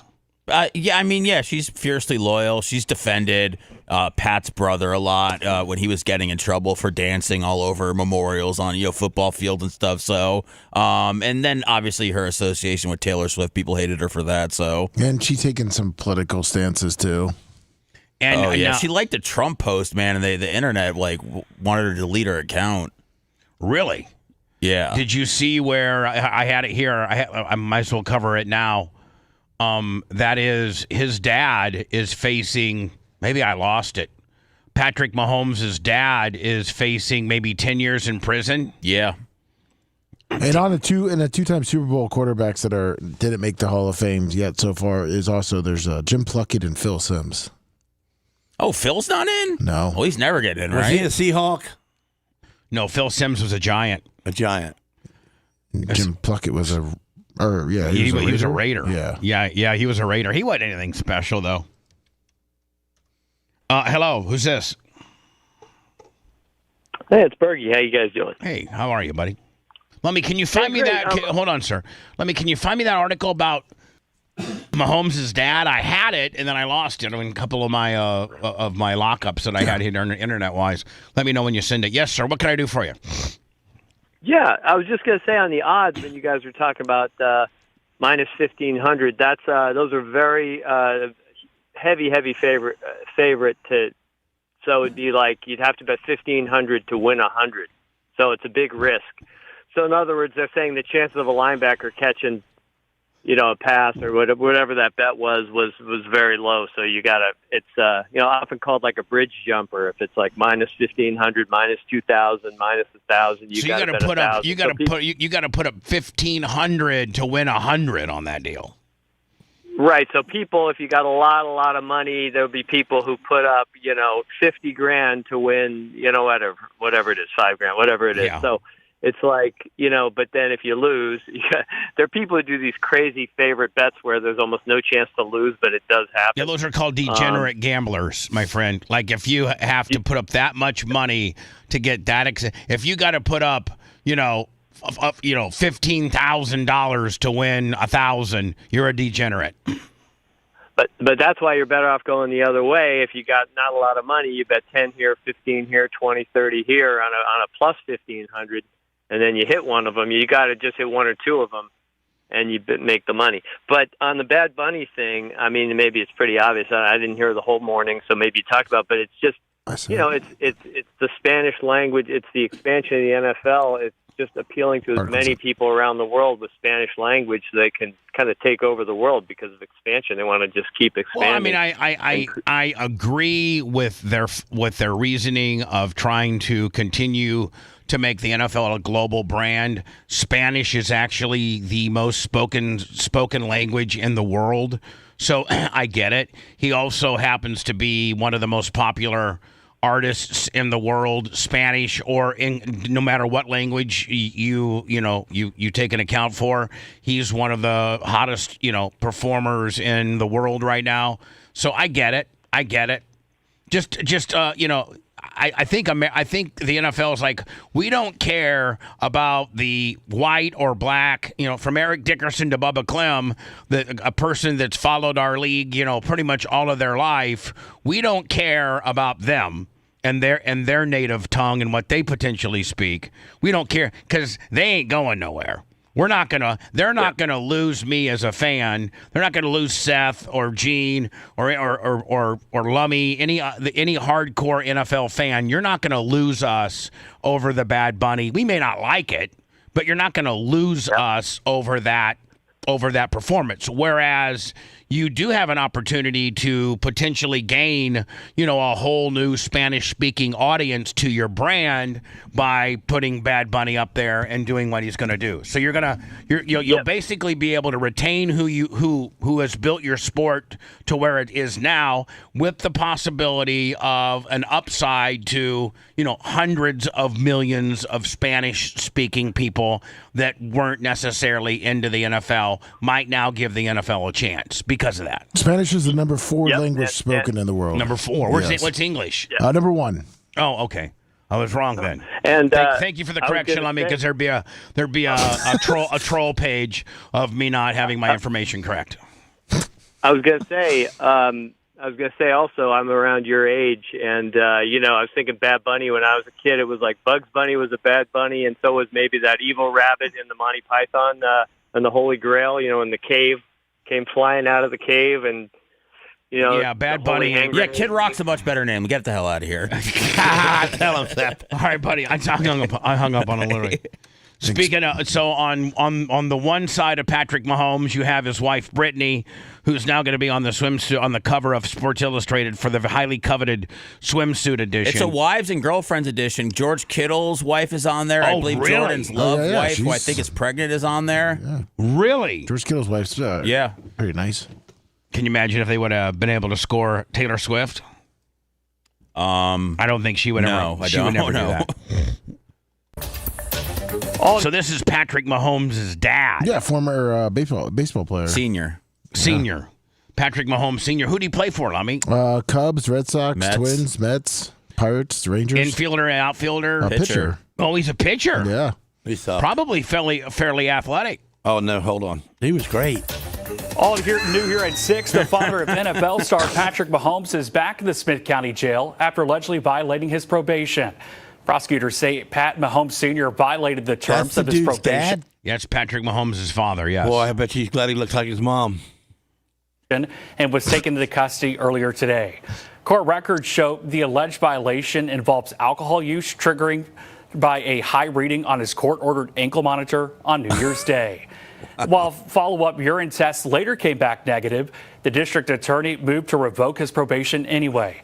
Mahomes is serving 5 years probation for a DWI conviction from last year, and if that probation is revoked, he could face up to 10 years in prison. Mahomes has the right to a hearing to challenge the allegation. At this time, court records do not show a date for a hearing. Up to 10 years. Wow. I'm gonna with my handy dandy Bubba Army, the world's sharpest retractable knife. Amazing. John Kostika has sent us a quite large care package. I guess maybe there's a little something for everybody in here. Yes, there is. You've been given I guess maybe a sheet as to what's in here. Yes, I know exactly. Yeah, I know it's in there. I wonder if I should open it maybe during hot mic because it's quite cumbersome, and then we could go after I get it open. I could set aside everything and then get everybody their stuff. It'd probably be better radio that way. I'm pretty sure that everything's the same. It's like one of each Okay. thing. Yeah. Well, then I'll cover the Hogan deal. Go into Words, open the box, and then distribute everybody's stuff, and then we can come back live and talk about it. Perfect. Okay. Real American Beer is relaunching its brand identity and removing Hulk Hogan's likeness from its standard packaging. The company says they have reached 10 million cans sold and is transitioning to a new logo and visual style. The final golden ticket promotion is being held to phase out the original cans, featuring 50 autographed 12-packs and cash prizes. Future special edition cans featuring Hogan remain a possibility, but as you can see, Lummy, they've taken off. They've taken his picture and everything right on off. And aren't they also being sued for $10 million? Yes. Yeah. Who's suing who? Well, so Hogan originally, when he was going to do his beer, was talking to the two August Bush people who own Budweiser, or they're Anheuser-Busch, and they were actually bought by the largest beverage company in the world, Cannabev or something like that. So Budweiser is not even owned by the Anheuser-Busch people anymore. They're still major players within the company. I think maybe even the CEO and things like that. But their company their family, the Bush family, which originated, they come from St. Louis, Missouri. They sold the majority of their family ownership of the Budweiser Anheuser-Busch company to this big, I think it's a Danish beverage company that's the largest beverage company in the world. Do you think this is dicked up at all because they're taking Hogan off, but he was the one out there in every stupid little small town in this country, every gas station. That's what killed him. Right, I know, but he was out there. I mean, he was the face, like he was the guy that got it off the ground. Are they trying to disassociate? Was this the plan all along? I don't know. I think, Seth, they may be scrambling a little bit. I think the lawsuit might have something to do with it. Obviously his death might have something to do with it. Maybe they're doing testing now that I don't know, Seth. There has to be some reason why they pivot like that. Belgium. Yeah, I'm no brand manager, so I don't know. I mean, there's probably a lot of things that are in play. I just feel like if he was alive and this happened, I just feel like he was really. Oh, I don't think this would happen if he was alive. Yeah, I just feel like he was the one that really, really made this a thing. Well, is Budweiser really going to buy real American beer? So hold on now. So it's InBev. And they're Belgium. And they're from Belgium, and they bought Anheuser-Busch, or at least the majority stake. So the August Bush brothers, they are still running Budweiser, and they had a meeting. The August Bush brothers had a meeting with Hogan to start a beer company. This is about 3-4 years ago. Well, a couple of their underlings, like a couple of their pretty high-ranking, like not some jobbers that are out there working on forklifts, putting beers into semis, but like vice presidents and presidents of promotion. But there were two dudes that worked for Anheuser-Busch InBev that took Hogan aside and said, "Hey, we're going to quit InBev, Anheuser-Busch. We're going to quit, and we're going to." So it's it's not InBev. They quit the company Karma. Karma was the licensing and branding. They were the executives, ex-president and chief legal officer. Quit. It's a spinoff and started their own company called ROM. Right. So they quit working for a subsidiary of InBev, which was called Cannabev or something like that. It's Karma Holding, which is the celebrity licensing and branding company. Right, which they did a deal that's, I guess, owned by Mike Tyson.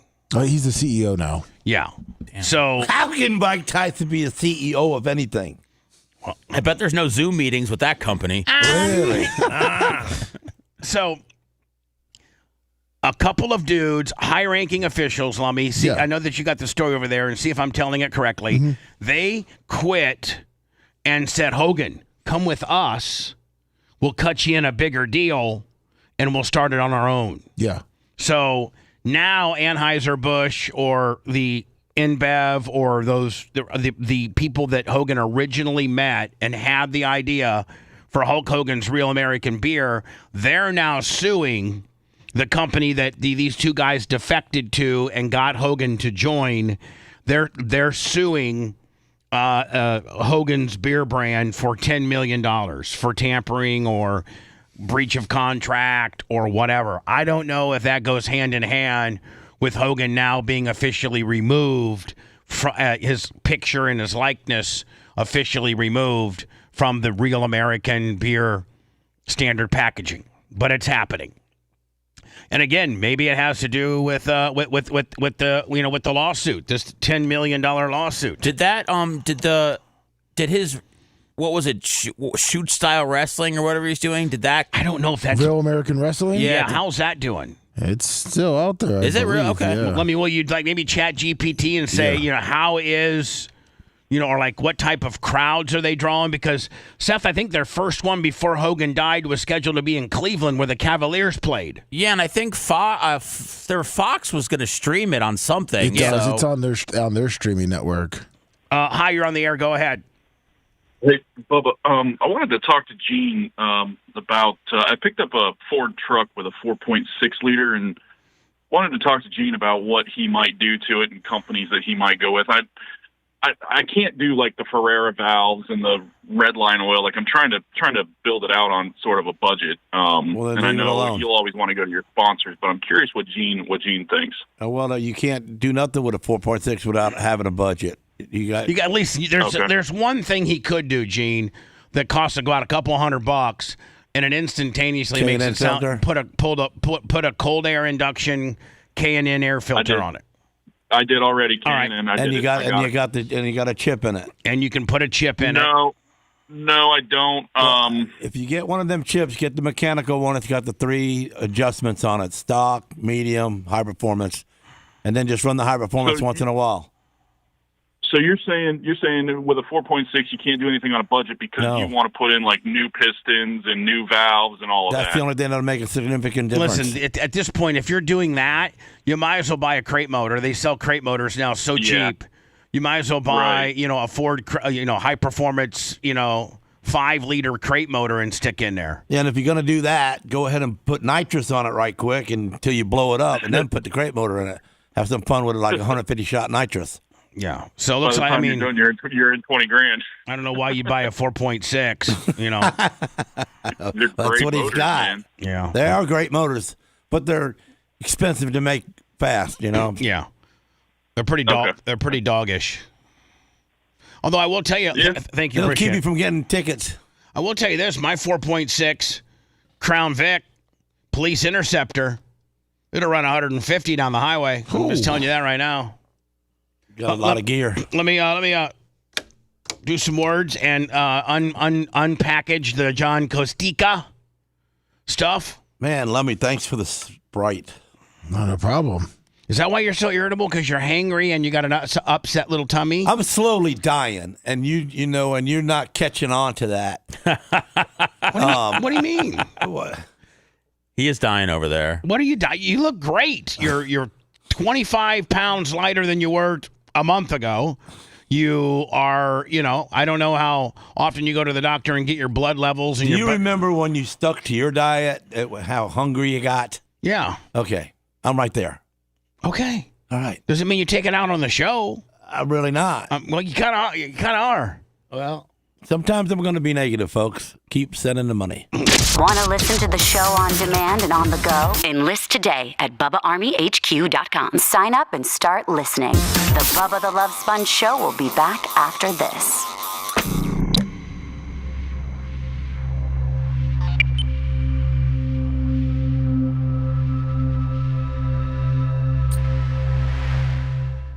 I don't think any Puerto Ricans are going to the Super Bowl.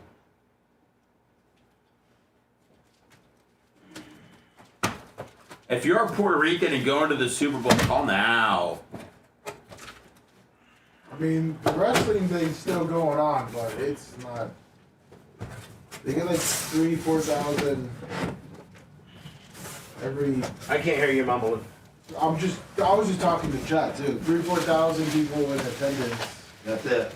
Yeah, but the last 2 events they haven't published. So do you got any kind of connections to get a kid that's in college wrestling and doing real good to try to hook him up into the wrestling world? Who to talk to? That is such a What's up, Dirt Merchant? That is such a long process. Right.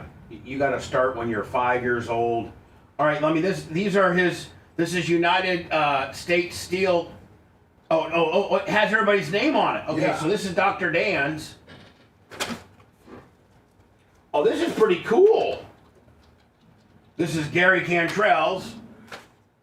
Oh, perfect, man. Lummy. Yes, sir.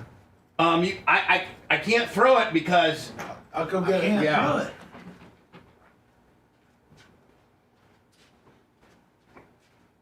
You got jeans in there too? Look at that. All right, hold on. Here's I can't throw it, but he hit here's it right. Here's Zeph. Oh, because it would get wide and hit the light. Oh shit. Jay. Colton. Oh my God. Oh, I'm gonna put this on my LinkedIn. Oh, hold on. There. Gene Lasker. Boom. Got it.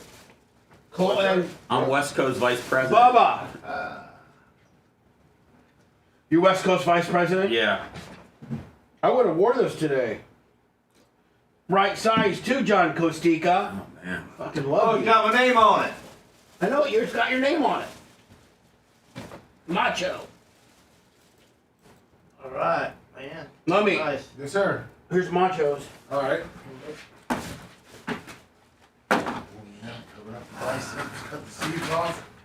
Patrick. Here you go. Patrick Yamo. Brian. Is Patrick Tuttle? Yeah. Yeah. He forgot one for the merch crib. Here, she can have mine. Colton. I feel bad. No. And Merch Crick takes care of him too. When he orders, she puts the love in Oh, there. don't make John feel bad. John, these are badass sweatshirts. Nice. Thank you, John Kostika. No, Patrick is out. Outrage. Let me put these. Take this. I hate that guy. I know. I can't remember. Put them over on the Why was he here, man? Why was I doing a show with him? Who are we talking about? I can't remember his name is though. I don't want to talk. I don't want to. I know. Yeah. What are we talking about? Nothing. Just a fucking guy that used to be He here. popped in my head when you asked. Okay. So, I was just like, I just don't know. I didn't know if there's another Patrick lingering Yeah, around. well, that's why. But I don't even know why he popped today. But Well, he'll be here next week. You can just keep that. You can throw it on the couch or something. outside the gate. Yeah.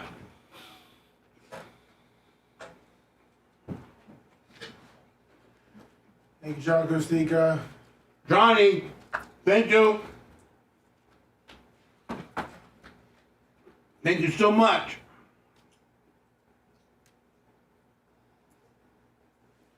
I can't wait to tell everybody I work there. Thank you, John. We're steel slingers. Tell everybody else. Well, I look official. I got my name on it and everything. I'm gonna be like, you yeah. can I look work- over and say, hey, I'd like to do some business with you. Yeah, I'll be like, I do. You know, they outsource some. I Is do that some his contracting. business that's on there? What's that? Is that Kostiko's business? Yeah.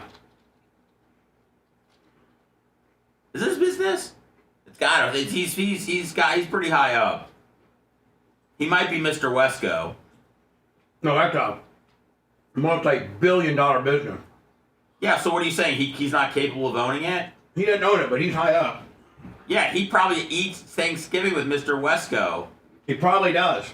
They probably carpool together. Where do they carpool to work? Yeah. I don't know. Thank how you, John these motherfuckers get to work in the Thank snow. you, John Kosteka. Four-wheel drive, buddy. But everything's so slick. I don't. It's scary out there. I bet you your mom and dad had it. They're really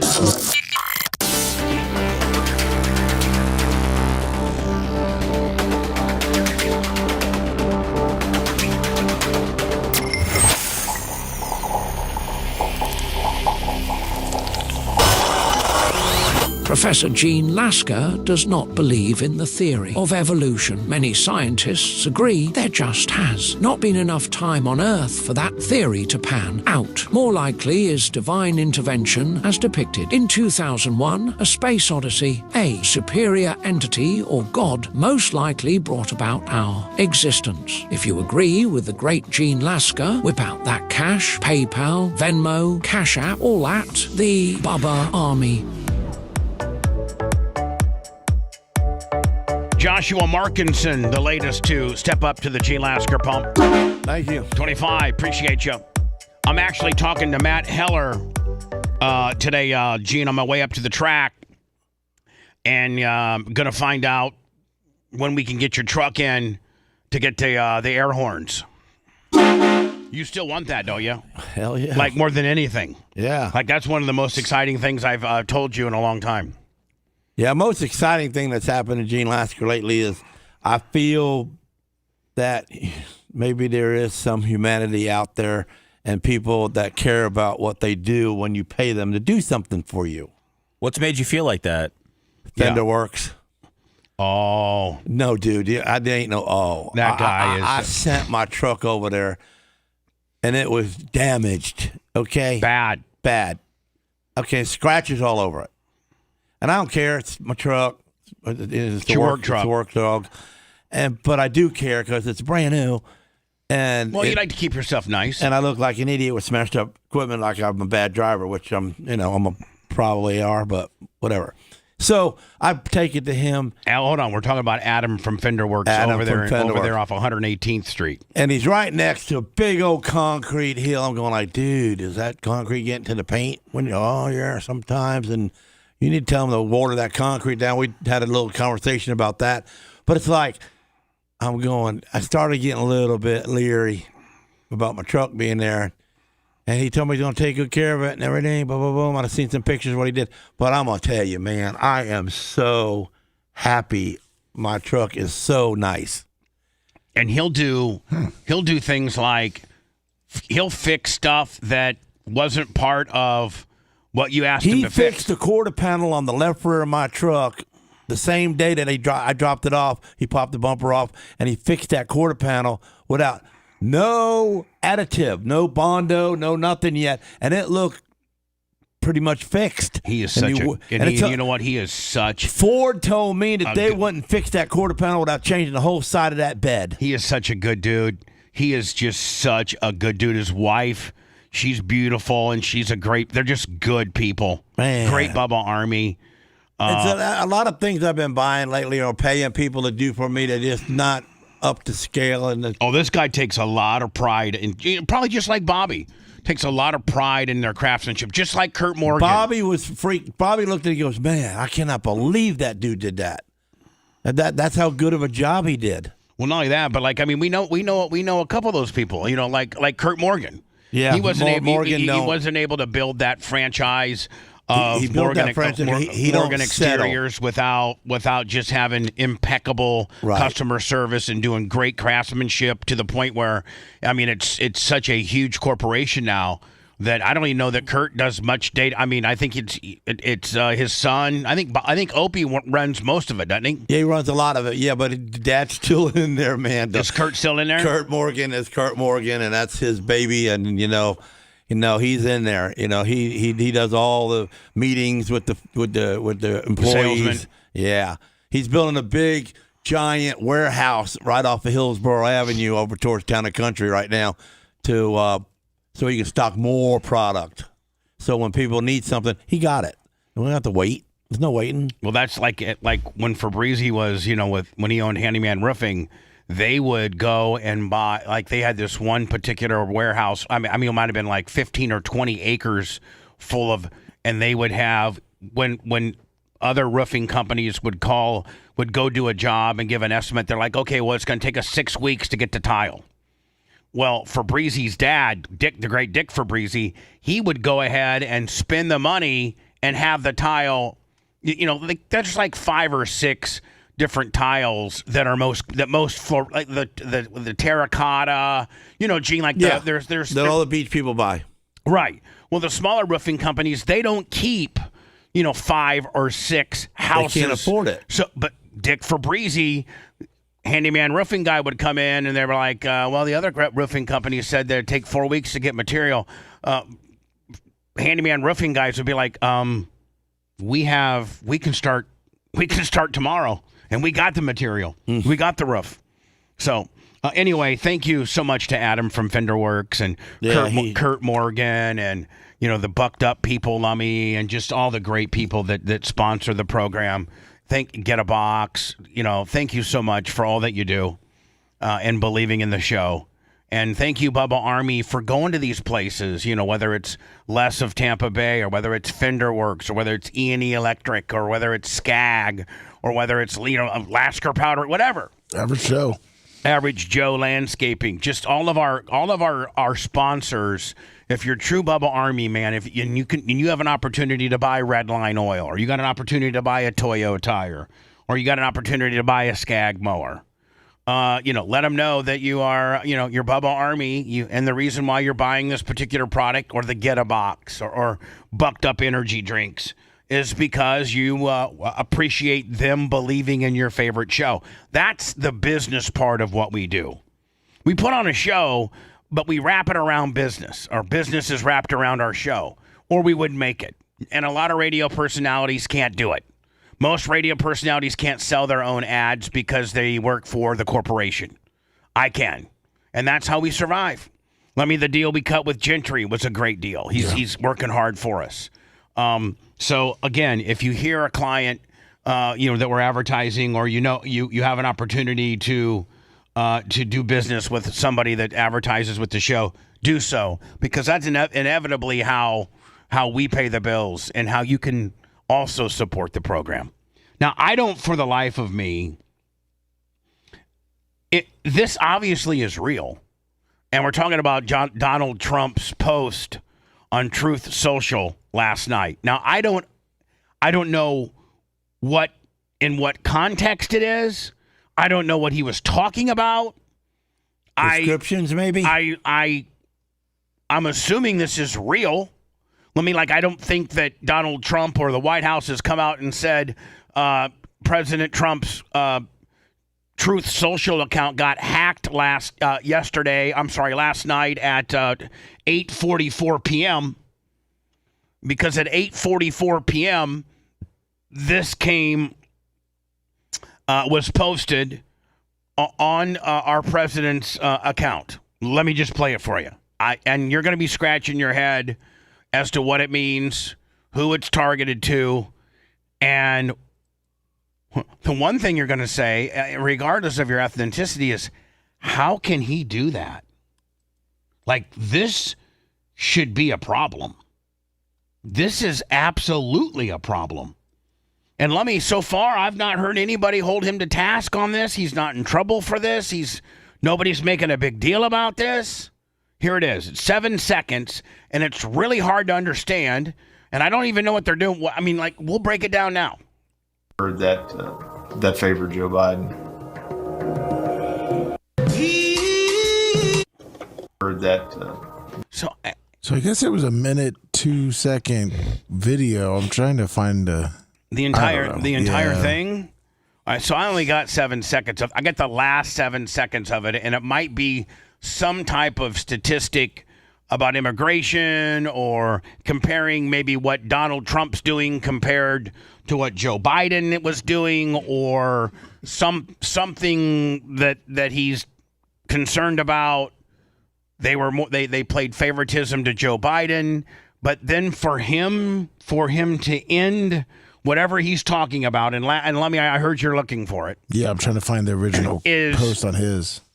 For him to end it with Barack Obama and Michelle Obama depicted as monkeys. I just IM'd Were it they to you. swinging in the trees? Thank you, Seth. Is that what they were doing? I don't know. All right, so this Can't is do that. Okay, Seth, thank you for finding it for me, bud. Initiated by a court order, the Michigan investigation team obtained. Maybe Seth, the stuff that we didn't see ties it all together, and it makes sense. You might want to watch the whole video before you post something. Here we go. Initiated by a court order, the Michigan investigation team obtained forensic access to a DS200 tabulator, the machine that counts the votes. A Telit 4G wireless chip manufactured in Taiwan was discovered embedded into the motherboard. The voting machine tapes clearly indicate modem engagement and transmission of election data. All right, so let me just stop right here. Obviously, and everybody, please correct me if I'm wrong. Obviously, Donald Trump is showing a story that's been done about voter machine or vote machine tampering done by the Biden administration to win the 2020 election. That's obviously what we're speaking about here. Am I right? Yep. Okay. So that being said, why are we with everything you got going on in America right now? Everything, Americans are most concerned about affordability, inflation, the cost of goods, the whole 9 yards. There's so many other things you could be concentrating on. And what is you can't go back and this is over. It's done. It's 6 years ago. You lost. Maybe, yes. Maybe indeed you got screwed. Maybe indeed you can show, there was some really shady stuff done. But at the end of the day, you won the ultimate prize, and that's re-election. Yeah, you got back in. You can only do 2 terms. So, if had you won this election, you wouldn't even be the president right now. So you were able to do 2 terms. And so, like, what's the point? Here we go. Some of the anomalies that we noticed in the 2020 general elections, that 5 key states all stopped counting at a certain time in these key battleground states. These were all where the software, Dominion machines, ESNS machines were used, the Smartmatic, the GEMS software. So when the vote stopped counting, and this has been noted in other countries as well, President Trump was significantly ahead. When reporting and counting resumed, there was a massive spike occurred that favored Joe Biden. I like the commercial though. But it doesn't seem like you watched your whole video clip. Whoever posted it for him. Like, how do you end? Okay, I appreciate that you have some very intelligent people that have broke down the potential improprieties that happened during the 2020 election and all the swing states that you were leading in. You lost, and there's a lot of effery that went on. We can't change that. Biden won. You won your second election. This is really a non-issue at this point. I don't know that anybody's going to be held to justice about this. But then for whoever put this together for you, for them to end it with that, needs to go to jail. Like, he's an ex-president. You can't do this to him. You can't do this to any African American. Well, he's probably not even black. He was from some other country. Well, he was. She's black. They're both black, Gene. You sure? Yes.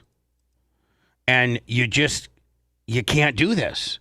No. And I don't understand like why this is not a bigger deal unless it ended right here and then somebody has hacked or cloned his Truth Social account and then put this last part on, but then you'd have to redistribute it under his screen name. Ugh. And I don't know that that's doable.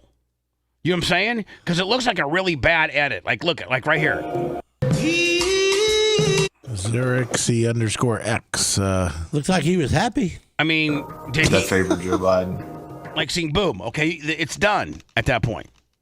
So do you think that somebody... A lot of people are saying that you have to expose election fraud, and the only way to do that is to get people's attention. But this, this is going to get you attention. This is going to get you absolutely... You know what this does? This completely takes everything that you were trying to talk about, all the data that you were able, all the good data, and it looks like maybe accurate data, and you take all the great message that you may have had, data supporting that the 2020 election may have been an inside con job, and when you put this in at the end of it. Trump's not going to be happy till he just pisses everybody off. Now, here's the thing. I don't know if this has been a hack job because, they do put up this screen name. And is this a big story right now or not? It happened late last night. Late at 8:44. It's all over. It's all over the internet right now. Okay, so it's below. It's people are as taken back, Seth, as we are. Like what the hell? What you hear? I mean, I'm. If you go to YouTube, a lot of people are in support of it. A lot of people are more anti-election fraud than they are offending black people. I think it would probably be dependent on where you would go, but I can't see how anybody would think this is funny, appropriate, or validates or solidifies the information this. So like Brandon said, we have inflation, affordability crisis, and you're crying about a meme. So who, me? That's just that's. I wonder why they made her a silverback and him just I'm not crying about. monkey. Listen, whoever said that, I'm not crying about a meme. I'm scratching my head to say, why is our president worried as much as you say is why am I worried about it? I'm not the president. I can't do anything about what you just mentioned our problems were, but he can. Yeah. And his stupid meme does not help his cause. So I just don't know why he would do this. And to the point where I think it's so outrageous that I almost want to give the president cut him a break by saying I think he was hacked. Because I don't think that anybody that was the president of the United States would put that up there. Hell no. I don't think he's ever walked back anything that he's ever posted on Twitter back in the day or True Social. He's probably just like me. He can't even use the computer. Well, I know. I think he can use it. I think he can use his phone and his Truth Social quite to make something like this. I don't know. So it's weird. I sent you what that clip is from the original video. That it's so weird that it was clipped and then put in there. It's the President Trump, the king of the jungle. All right, now is this? This is the original video. All right, but this is not. No, this is where they took the This clip. is not made by him. No. This is posted by a account by the name of Paul Christensen. Yeah, but the guy that created the account, Zuri, whatever it is he's the famous politicians that are depicted as like Kamala, a lot of them, a turtle, a baboon. They got Trump as the king of the jungle. Well, some people don't like cats, so this XERIS. This guy's about to get some business today. Oh, he is, because he has a coin too, and I guess that's going through the roof. A meme coin? Yeah, he has a meme coin. Oh man, what's a meme coin? A coin that's Crypto. named after him. I want one. You want a Gene Lasker coin? Yeah, I'm sure I can sell a couple of them. Well, that's a very complicated process. You got to register with the SEC, the Security Commission. This moron just put my ex-president into a monkey, and he's getting away with it. Why can't I sell a coin? Gene, I don't make the rules, my friend.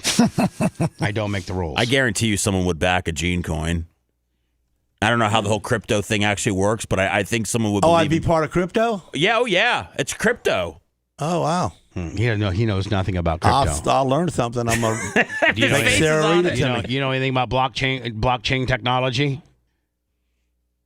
Of all the things that Trump could have clipped within that animal version of various politicians being depicted as animals, this would be the one that could potentially get you in the most trouble or cause the biggest stir, or is just, quite frankly, the most wrong, depicting two African-American people as monkeys.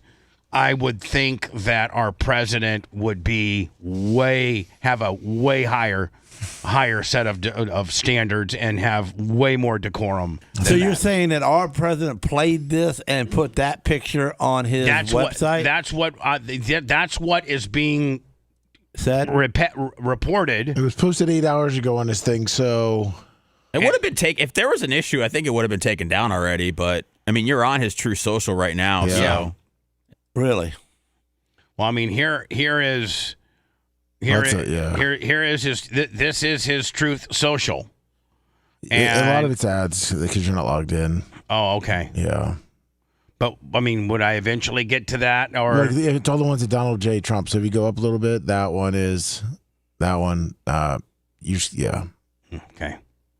So I think we take the hacking portion out of it, and somebody, if not him himself, posted that last night at 8:44. It looks like once that was it 8:44 or 11:44?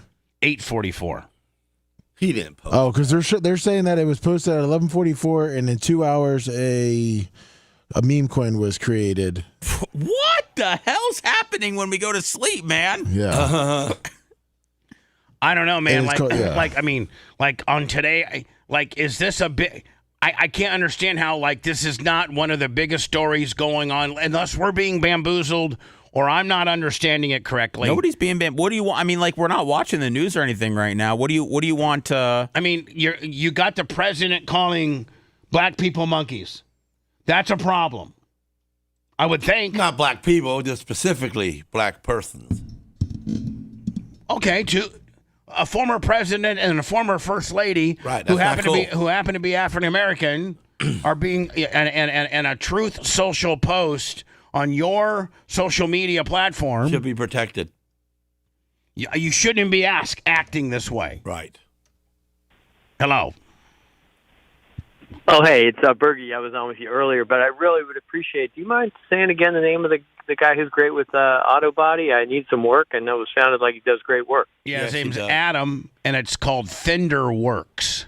It's on 118th Avenue over there in Clearwater. Yeah, it's on 118th Avenue in like Almerton in that area. And his name's Adam from Fender Works. And listen, his shop doesn't look like much. It's not a real fancy shop or nothing. But my God, that guy does good work. His shop's all right, but his neighborhood is terrible. Yeah. But anyway, I mean, he's just a body shop. So what type of neighborhood do you really have to have, right? Exactly. You don't got to be in the high rent district to be, pounding out dents and resanding and, painting cars. And there ain't a bit of dirt in my paint. There ain't no. It's amazing what he did. Adam from Fender Works, okay, buddy? And I got an all aluminum truck too. They're hard to work on. So, Lummy, is there any shrapnel that's happening from this? It's all over the internet, man. Oh, it is? Okay. Yeah. So people are covering it much like we are. Like, what the hell? Like, it just says Trump condemned over posting. People are reposting it saying Happy Black History Month. Donald Trump shares AI depicting Barack Obama and Michelle as apes. Gavin Newsom slams disgusting behavior by the president. Lasker says Trump's a pain in his ass, too. Yeah, you've really gotten upset over these like your powder. I've lost $30,000 over between November and today. And you're a MAGA guy. I mean, you're full Trump ahead. I get the ICE situation. I get the people that are over here wrong. But the 60 guys that come from South Africa that the carnies rent and pay them for 9 months out of the year, they won't let him over. No. Now, there's one guy that's been here 20 years in a row, Bubba. 20 years in a row. I think that his immigration policy is very flawed. Yes, and I think that he could really better himself by concentrating on illegal immigrants that have committed crimes and have done bad things and getting them out of here as fast as he can, and then giving the other immigrants a chance to prove their, case. Existence and want to be an American. And then when you got a guy that's been coming over here for 20 years straight, never caused a problem. Never. He's a seasonal worker for the carny industry, and now he can. It's pretty much shut the carnival business down. And that's a lot of them don't know how they're going to get set up because they don't got enough help. So. He really needs. I'm going to make this overly vague. He needs to back down a little bit. Something. When you got Gene Lasker, who voted for the guy, I think had a MAGA hat on. I mean, you were Johnny MAGA, were you not? Yeah, I mean, you love the guy. And I still love him, and he's a good president, and he's doing what he's got to do, but he's doing it a little bit harsh. I mean, why are you stepping on the guys that don't need to be stepped on? That's ridiculous. Yeah, it's going to be interesting to see Seth when he does like if indeed he does a press conference today, or who's the White House secretary? What's her name? Leavitt? Yes. Yes. She has a daily briefing every day, sometimes multiple. Caroline Leavitt. Yeah, I think he'll be able to sidestep this one. Really? And what would you think he would say? Probably that he didn't know what was at the end of the video. Yeah, he don't own a Tarzan headband. Whoever posted it probably getting fired. Or if he posted it, he's going to blame somebody else who posted it, and that poor innocent guy will be getting fired. And a couple bills. Well, hold on. Well, I'm not sticking up for Trump with this one, but if you look at his post, because I've been trying to the truth, he had like 29 posts in the matter of like 10 minutes. So that's his problem. It was someone just, and this was at like 1 a.m. or 11 o'clock. It was just him. Someone was just posting videos. When we return, a juror from the O.J. Simpson trial said 90% of the jury believed he was guilty. Now, this isn't somebody's opinion, somebody that broke down somebody that was there, gavel to gavel, a news source, Marcia Clark. This is a woman that sat on the jury, and she said that 90% of the jury believed he was guilty, but acquitted him anyway as a payback to white people. That's next. If you liked that segment, then you'll definitely like the new redesigned BubbaArmyHQ.com. We'll be back to the Bubba the Love Sponge show after this.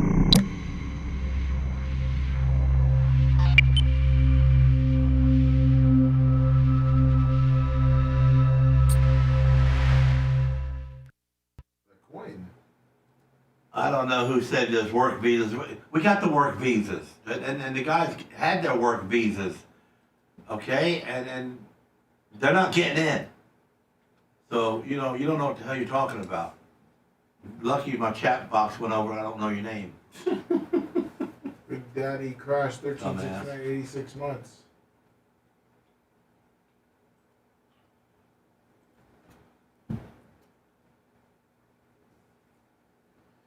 God bless the rains down in Africa.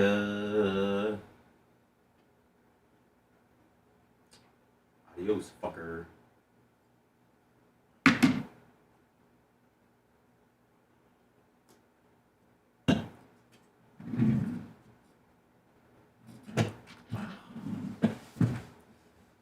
Eyes like a wind night, feels all whispers.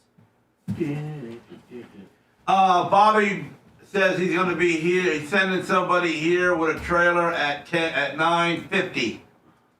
Oh, to get that. To throw the four-wheeler on in. Man, if he could fix that thing, I'd pay him extra if he could fix that thing today. And I could have it by next week. Well, say that on the air. Because he's listening. You know how to fix mowers? What's that? You know how to fix mowers? Know how to fix mowers? Yeah. I don't know how to fix mowers. What, Bobby? Yeah. I'm not going to have Bobby take it. Look at my riding mower. Yeah. I was just... Do what?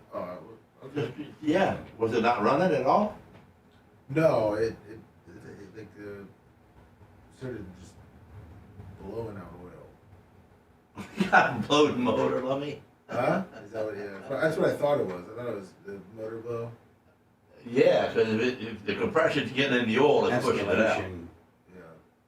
Yeah. Motors ain't that big of a deal, though. I mean, to swap a motor. Usually when you're blowing oil, that means you're about done.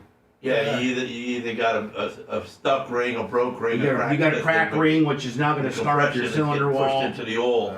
Which is going to scar up your cylinder wall, which if it gets into your oil fucking deal, you're done. Yeah. What kind of motor is it? It was some riding mower that actually had.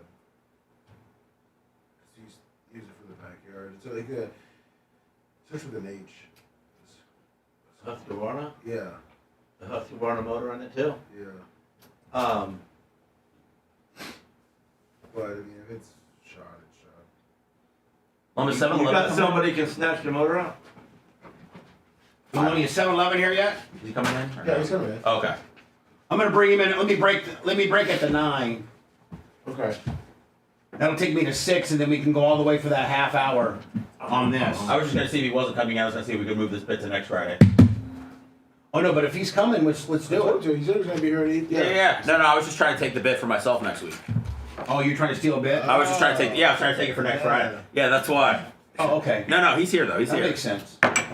That's why. I mean, it's a good bit. Yeah, no, it's a great bit. And then you get all credit for it, and then everybody would just tell me how untalented I am. Is that what would happen? Yeah. And that you thought of it, and you were gonna, and I'm lazy, and I don't do things like that. What the fuck is happening, man? And that only you come up with cool games, and I don't. I got no games. Oh wait, I do have a game. I do have a game. You know what it's called? Can I control Gene Lasker? You want to do it next week, or you want to do it this? No, motherfucker, we're doing it this week. Don't let him steal my goddamn day. Fuck you, Seth. Fucking buffoon. Oh, okay. Fuck, Seth. What do you answer? Hey, what the fuck do you answer What to? did he say? You. What did you Okay, say? then. I thought you were on it. Seth, sorry, Seth. Sorry, brother. I just was asking. Damn. Shit, man. Can you believe this, Gene? No. Man, you and I do our best bonding when Bubba's gone. Oh, that's next. I'm gonna be riding right on the back of your fucking Mitsubishi. I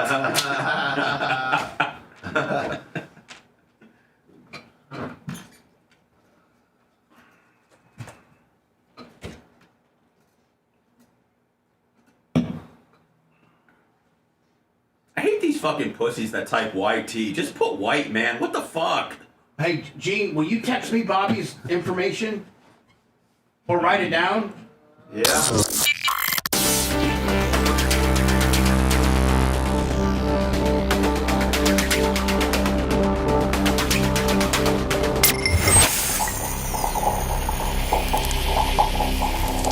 At Diaco Law, we'll take your call? Of course. All lawyers will say they'll take your call, but at Diaco Law, we mean it. If you're in a car or trucking accident and you're injured, or you have been the victim of medical malpractice, call Diaco Law and you'll speak with one of the Diacos. Our names are on the door. We call Tampa Bay our home just like you do. You'll be treated with respect and like a family member at Diaco Law. And Dan and I will work aggressively to get the results you deserve. That's our promise to you. So remember, at Diaco Law, we will take your call. DiacoLaw.com. Due to the miracle of modern technology, we're back to the Bubba the Love Sponge Show. I got Kushner over here posturing to steal, being the bit stealer that he is. We got this unbelievable, cool game planned. Gene versus 7-Eleven. Now it's not happening today. Aha! Oh, wow, really? Get it, Steph. That's not no. 7-Eleven. He just at 5:22 a.m. confirmed he's going to be here by 8 o'clock. And now what? He's really tired. He's still at work, and he's working on this truck. He's in the freezer, and he can't make it here by 9. And I confirmed it at 5:22 this morning. He's going to be a great employee for you. And I figured it. And last week I had everything confirmed. And You need to tell him that really upsets me. I did. I said, hey, can you just even come real quick, just so? I mean, it's a 30-minute segment. Yeah, I know. It's a 20-minute segment. Can he not get his stupid ass over here for 20 minutes so that I can do this and have a fun little game? Who's smarter, Gene or a guy that works at a convenience store? And then see Seth. Now I'm really not going to do it. But now Seth yesterday, just when we went to commercials, Seth said, "Hey Lummy, is 7-Eleven coming?" And Lummy goes, "I think so." And then Seth goes, "Well, if he's not, then let me steal that bit for next Friday. I like to have it during my show." And I'm like, whoa, hold on. No, you can't, because people are then people are going to be like, man, Seth is so much better than Bubba. He even does. Hold on, he even does games. He had 7-Eleven. Who's smarter, Gene or 7-Eleven? Funniest thing I ever heard in my entire life. And questions prepared, everything. And Bubba's just a lazy bum. He just sits there and plays the news. I wouldn't happen that way anyway, because I'm a company guy for your company.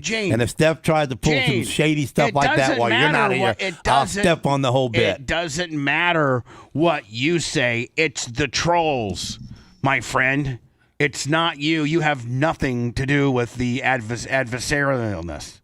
Now, can I call 7-Eleven? Do you have a number for him? Yeah, call him live on the air. Can you call him and put it on hold and I'll pick up? Yeah. Like, come on, Gino. But he is available next Friday, Lummy. I'm not just. Yes, you are. Not trying to cherry pick Bubba's bit, but I'm cherry picking Bubba's bit. And Seth, here's the deal. I'm gonna probably blow your mind. If I can't do it, you can't. I have no problem with you doing it. For him. Oh wow. Yeah, I mean, Yeah, he said he can make it next Friday. It's all good. It's a good bit, Seth.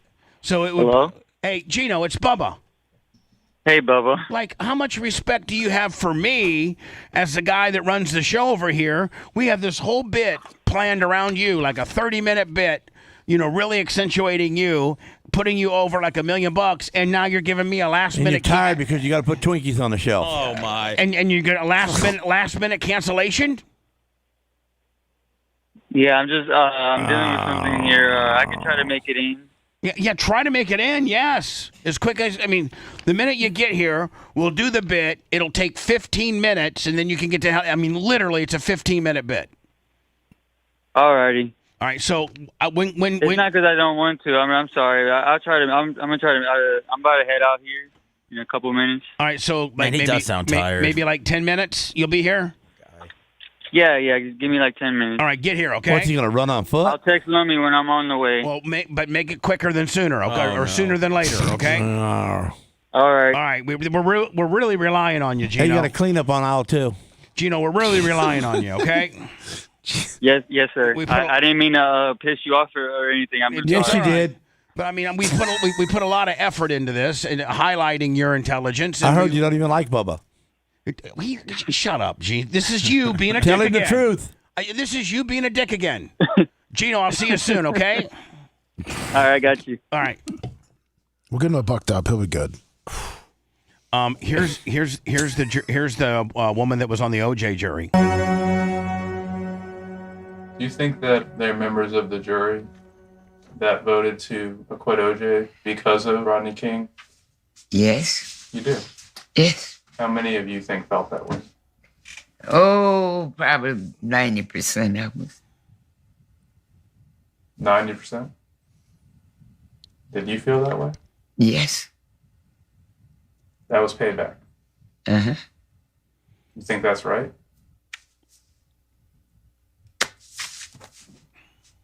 Man, she ain't got a lot to say. She ain't got a lot to say. Well, that's you don't know nothing. That's saying a lot. They showed 3 African American women, and they asked that African American woman that indeed 90% of the jury thought he was guilty, but they were holding out and gave him OJ a non-guilty verdict as payback to white people and what happened with Rodney King. Now listen, what happened with Rodney King was horrible. And another horrible. What happened to him? Remember, Rodney King was the black guy that the LAPD pulled out and absolutely beat the absolute crap out of, and he wasn't doing anything wrong. He was on crack and he was high, but he wasn't resisting. They could have just pulled him out of the car. You could probably search Rodney King video and we could probably play it. But remember, Gene, it was shot from an apartment, maybe a half a mile away, and they zoomed it all in, and the cops had no idea. He got beaten in the street. Yeah, this was one of the very first voyeuristic type videos that really, really, really kind of was the first one that kind of was showing a reality based cop work and just was it a chopper that got it? No, it was actually, Seth, it was a guy that lived in an apartment complex and he was on his balcony. And George Holiday. And George Holiday. What did he get out of his handy cam? Yes, he literally. Okay, I was going to say there's no phones back then. In this day and age, it was maybe one of those big beta cams that sit on your shoulder. Oh yeah, no, I'm thinking for sure he probably had to have a Gary Cantrell set up a tripod for him. So he was taping this. He was on his balcony. He heard all this commotion, and he starts taping it. And the cops have no idea that they're being taped by somebody that's at an apartment complex across the highway from them. But, he could zoom in. So here we go. Who had the camera? Where was the camera? Oh, my God, they caught this on camera. It was one of the most... I sent you the full video, the full unedited video of it. I think this story here, Lummy, might be what we're looking for because it talks about where did the footage come from. Oh, okay. So you know what I'm saying? Yeah. I can play later what you got, but I think this story is about what Seth, where was the camera? Who had the camera? Well, one on the second floor. Oh, well, let's just watch. Disturbing things that we'd seen on video. The videotaped beating of Rodney King. It left. Oh, I'm sorry, Gene. You want to say you're sorry, bitch?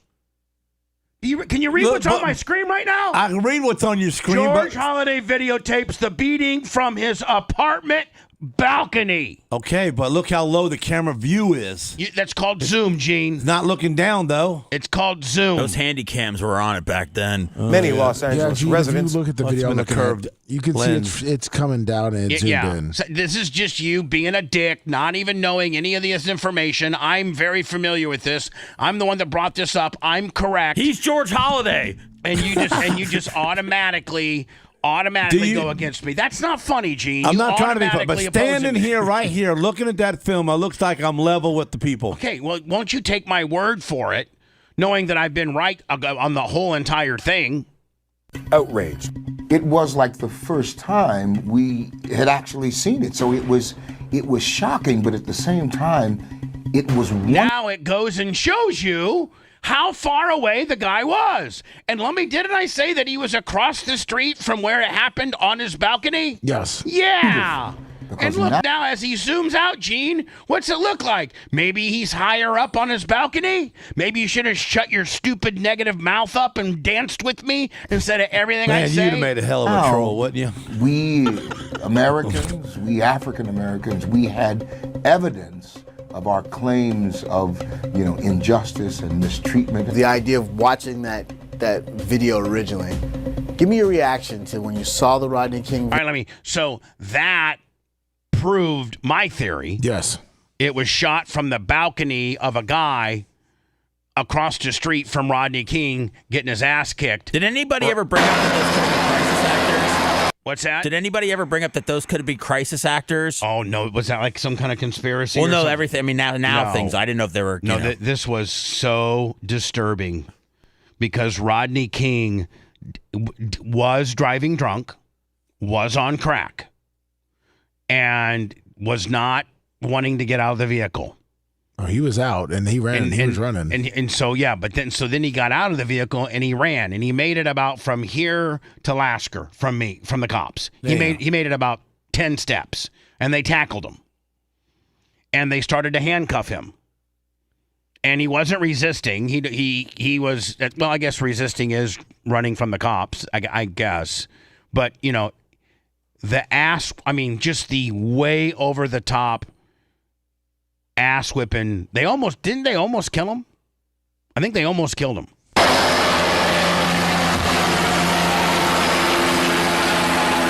like spotting Bigfoot with how blurry it is. Yes. Hold on. I think it gets better.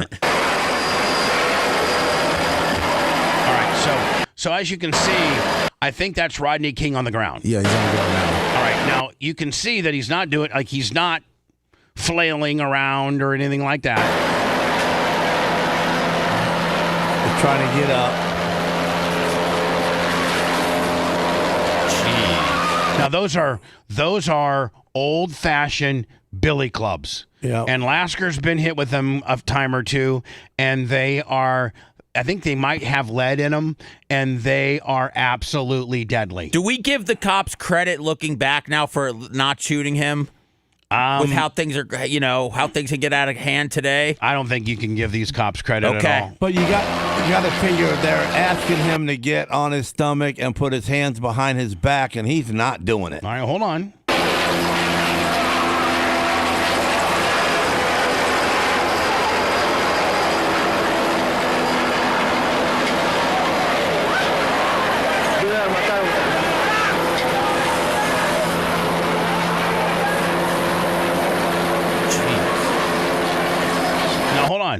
This isn't a 7-second taser. This isn't pepper spray. This is literally, these things are harder than baseball bats, and they are hitting him with it. I don't know how many strikes have been.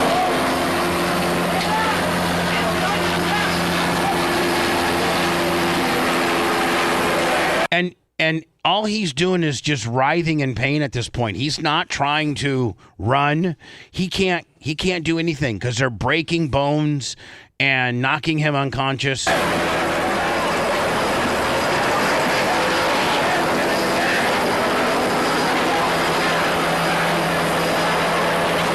Stepping on the back of his neck. He's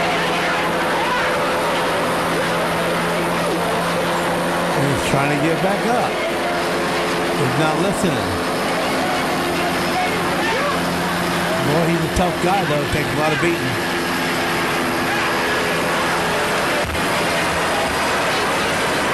At what point does the cop put his baton away, grab his cuffs, and cuff him? He could have happened a minute ago, but they just continue to beat him and beat him and beat him.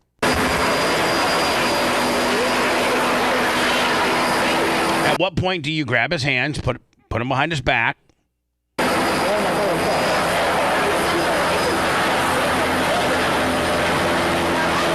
They're trying, look, and he was not having it.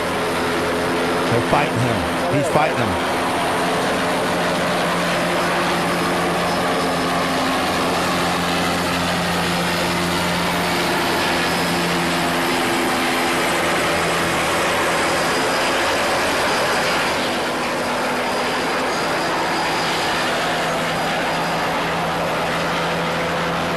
I mean, does it go on? Does it keep going?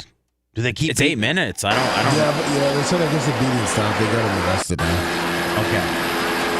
So that's the infamous rot. And this, when the African American woman that just was interviewed as to why they found OJ not guilty is because they were still mad at what white LA cops did to Rodney King. Now, to further their madness, let's not forget that all these cops were cleared. They never held. And every one of them was white. Yes, I think so. I think so. And then I think, Lummy, they had to end up. The feds jumped in because it was so egregious as to how they were. I think Gates might have been the police chief at the time. How they found the cops did nothing wrong, and the community was completely outraged. And they went to trial, and I think on the state level they were found not guilty. They didn't do anything wrong, and that really pissed off people. And then finally the feds found out just how wrong and mad the community was, and they tried them federally. And did they get off federally, or were they? I think they might have. Civilly and federally. I think they were tried a second time where I think the outcome might have been different. How many was there that they tried? I think like 8 of them? Seven or 8. Yep. Gio's here. Oh, Gio's here. Yes. Oh, he what? said he ran over here. How about we go to words real fast? That way we can go long form. Perfect. Oh, good. Gino? Two officers were found guilty and went to prison. Oh, Gio's back with Macho right now. Okay, good. Let me go into words, and then we'll do Gene. Is Lasker smarter than a convenience worker? That's what we're doing next. If you want a deep dive into the Bubba the Love Sponge show from the past, go to BubbaArmyHQ.com. We'll be back after these words.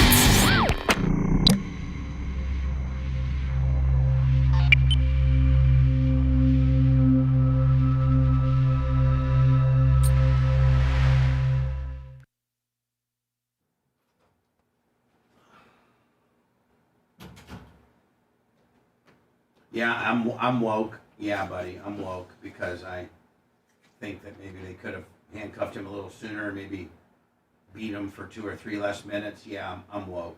Mm-hmm.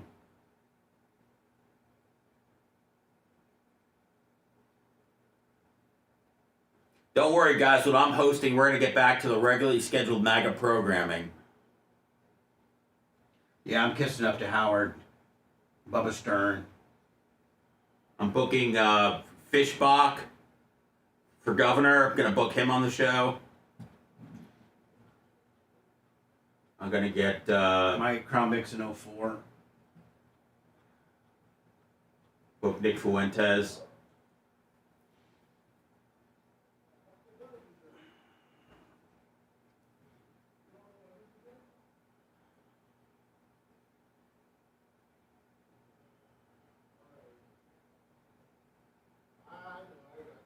I wonder if I could rock a scarf. I think you could rock a scarf, maybe. I mean, not in this climate, but I wonder if I move to a colder one, if that could be my signature look. Like a Steven Tyler kind of scarf deal? What? No. Like a MJF from AEW kind of thing.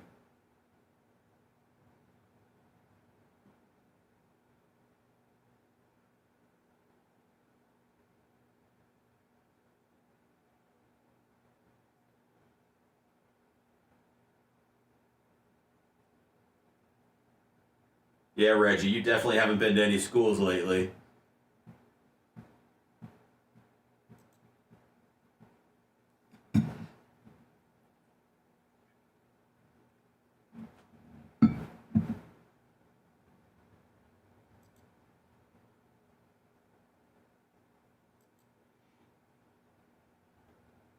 Reggie, I'll do that on Monday.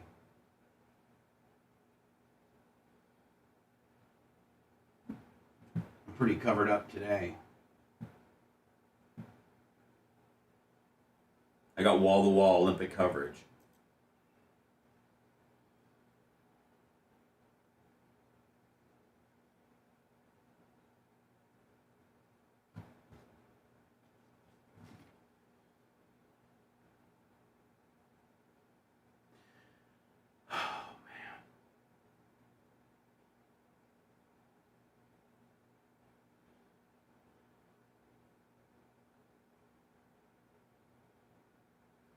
Threatening emails to confirm an appointment or else. Confirmation required. How about when I told you I'd be there last time? How about that? All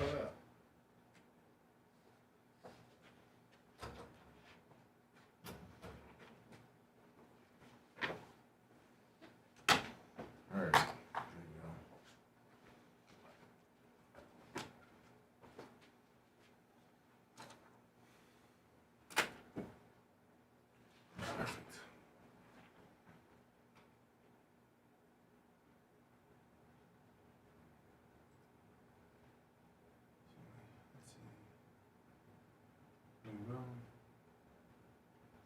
Jake.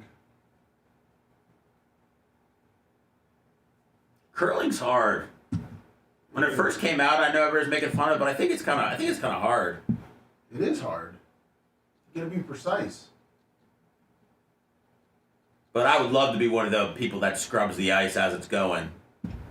Those people fuck. The scrubber? Yeah. And then the woman's barking at you how much, you can't even scrub on your own. Are they yelling at you while they're scrubbing? Yeah, and you're like, bitch, I'm scrubbing the best I think I can. And you're trying to tell me, you're not even close to this fucking thing. I'm 1 inch from it. I know how it's sliding. Oh, by the way, the NFL had their awards last night. The NFL, guess what the moment of the year was? What? Bears coming back to beat the Packers. Yeah. DJ Moore's catch.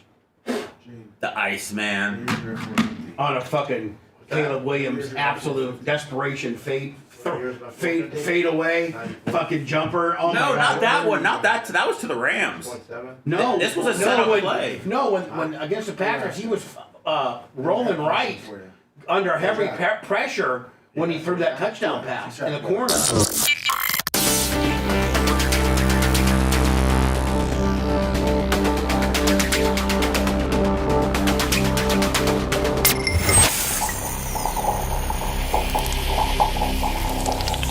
When someone asks, "How was your weekend?"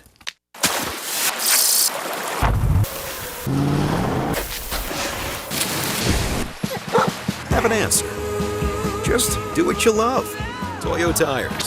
The Bubba the Love Sponge Show, listener supported via PayPal, Venmo, and Cash App, all at the Bubba Army, now returns. It's Gino versus Gene.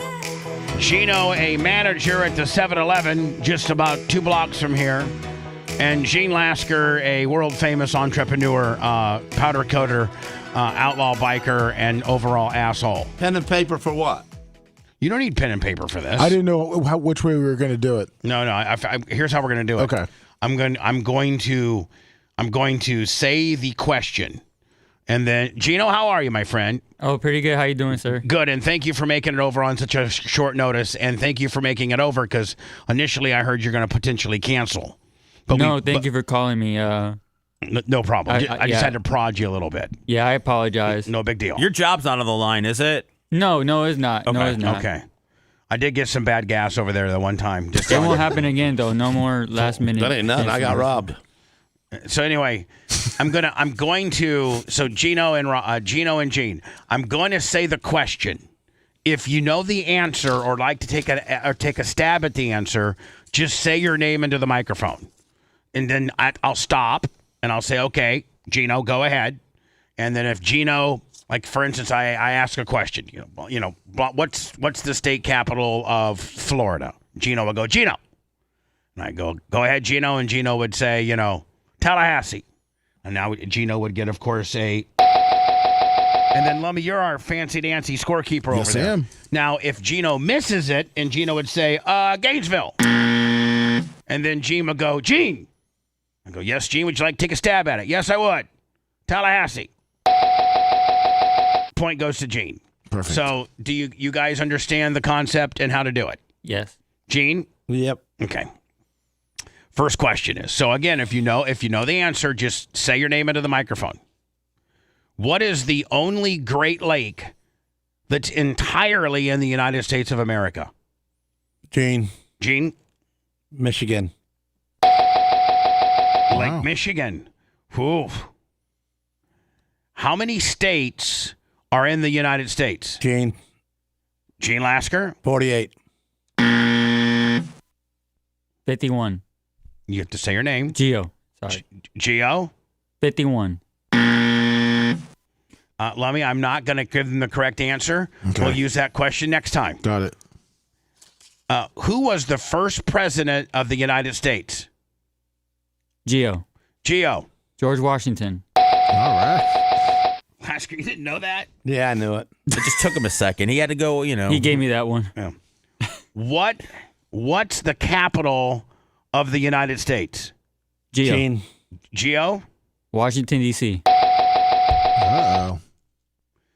What giant American landmark did France? Gene. Hold on. Okay. The Statue of Liberty. Knew it so well that I didn't even have to finish it. In what year did America declare independence? Geo.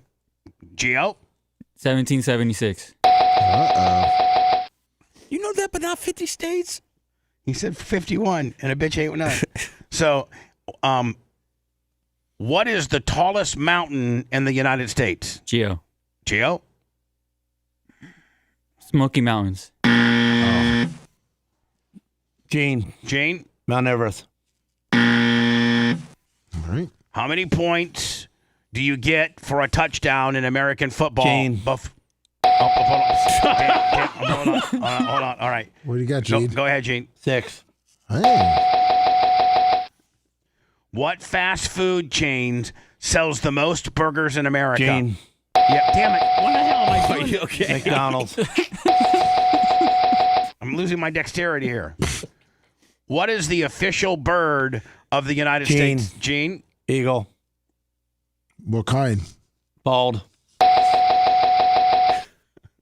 Who is the leader of the Confederate States during the Civil War? Gene. Geo? I give it to Gene. Robert E. Lee. How many different time zones are in the continental United States? Gene. Gene Lasker. 3. Geo. 4.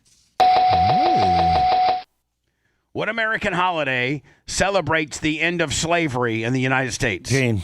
Gene Lasker. Martin Luther King.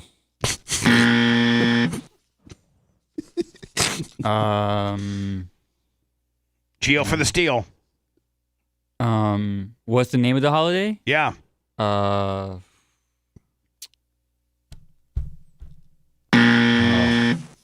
Let me mark that one down. Yep. What is the longest river in the United States? Gene. Mississippi. Oof. Geo for the steal. Grand Rapids. It's a city. In baseball, how many strikes and you're out? Gene. 3. What's the nickname for the state of Texas? Gene. Texans. Geo for the steal. Cowboys. Who invented the lightning rod and flew a kite in the storm? Gene Lasker. Ben Franklin. Which state produces the most coffee in the United States? Oh. Geo. Florida? Now, Geo, how many coffee trees do you see in Florida? Gene Lasker. California. What's that? California. Is it Seattle? I don't. Where is? I actually really want to know. I'm not telling you. You're not telling me. I'm I'll going to have to look look for next time. Yeah. Okay. How many players are on the field for one team in American football at the same time? Gene Lasker. 11. Let me. What's the score so far going down to the backstretch? It is Gene Lasker at 8 and Gio 4. Gio? I really suck at this. All right. What sport uses a puck? Gene. Go ahead. Hockey. How many innings are in a standard Major League Baseball game? Gene. Yes? 12. Gio. 9. There we go. What famous American race car driver was the first to win 4 Indianapolis 500? Gene. AJ Foyt. Wow. What is the largest planet in our solar system? Gene. Gene Lasker. The sun. Gio. Jupiter. What is the capital city of the United States? We already asked that one. Yeah. Gio. Yes, Gio. Washington, D.C. We'll give it to him again. I mean, right, Lummy? Yeah, we can, yeah. How many continents are there on Earth? Gene. 11. Gio. 7. Oh. Wow. Maybe Gene's Earth does have 11, though. Gene, where Gene lives is 11. Well, he's Lummy, seen some of the planet. That was pure luck. Lummy, have we tightened it up a little It's bit? 10 to 8. 10 So to 8. I win. No, we got more, Gene. Oh, you're just going to go until I lose. No, I got 1, 2, 3, 4, 5 questions left for those scoring at home. Lummy's been working on this bit for 2 months. I have 5 questions left, Gene. It's Then not. why did you double up on some of them? Well, He gave him a free one. shut up. So we had printed it out. I think you and I have to have a private The ref. conversation after today's show. You're not going to see him for like a month after this, Right, Bubba. so just shut up, leave me alone.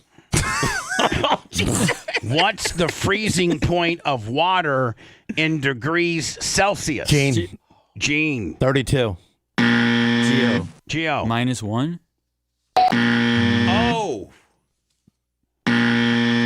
Celsius sucks. What was the name of the purchase in 1803 where the U.S. bought a huge amount of land? Gio. Yes. Large amount of land.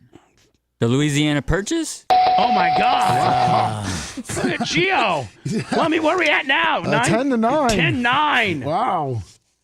What is the tallest animal in the world? Gene. Giraffe. Gio's got to get these next 2 to tie it. What planet is known as the red planet? Gio. Mars. This is it. Lummy, is it now? It's 11 to 10. How many players are on a baseball team field at one time? Gene. 11. Gio. Quit counting 10. on your fingers. 10. I win. Get the hell out of here. Go back to your 7-Eleven. Gio, stay here. You're not a dot-headed. You're not going to get one for free. All right, so listen to me. Lummy, what a great contest. Wow. Hold on here. What a comeback. Yeah, so the answers that they didn't know were how many states are in the United States of America. They didn't know that one. It's not a trick question. You're right. Is it 51? It's 50. Oh, God, I'm sorry. Oh, God, I'm so stupid. I'm dumber than them. Here are other questions they did not get right that we're not going to blurt out the answers to, Seth Kushner. All right, sorry. Okay. I'm sorry. I'm dumber than them. Maybe you guys can remember these and look them up. What's the tallest mountain in the United States? Who was the leader of the Confederate Army during the Civil War? What American holiday celebrates the end of slavery? What's the longest river in the United States? That's a tough one. What is the nickname state of Texas? What is Texas's nickname? What state produces the most coffee? They got that. What is the freezing point of water in Celsius? And how many players are on the field at one time on one team on baseball?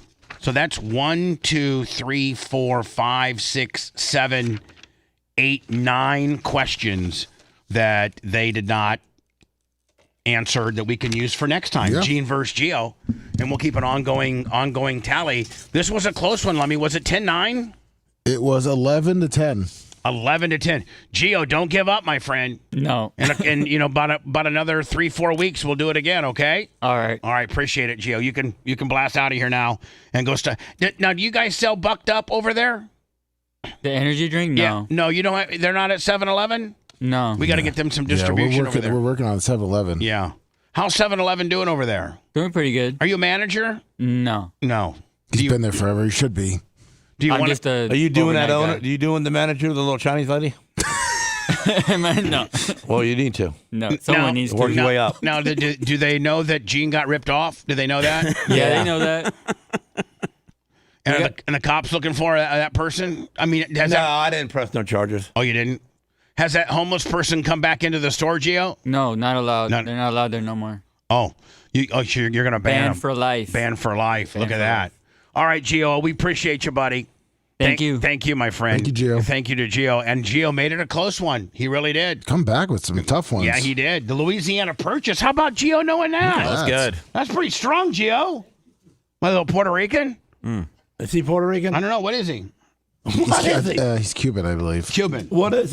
How old is he? He's early 30s. Yeah, something like that. So it's only been like 20 years since he's been in school, and it's been 80 years since I've been in school. 80. And you didn't even go past the 5th grade. You still killed it though, Gene. Yeah. Yeah, Gene. Your magic number was 11, by the way. 11 baseball players, 11. 11 continents. I know it's 9, ain't it? 11. Yeah. 11 came out of my mouth, but I wanted to say 9. Gene, I mean, 11 came out. I mean, Gene, for, again, what was your highest grade of education? Was it 5th? No, I graduated high school. Oh, you did? Yeah, in Land O'Lakes. Oh, that's right. Land O'Lakes. He's in the yearbook. The equal. There you go. See there?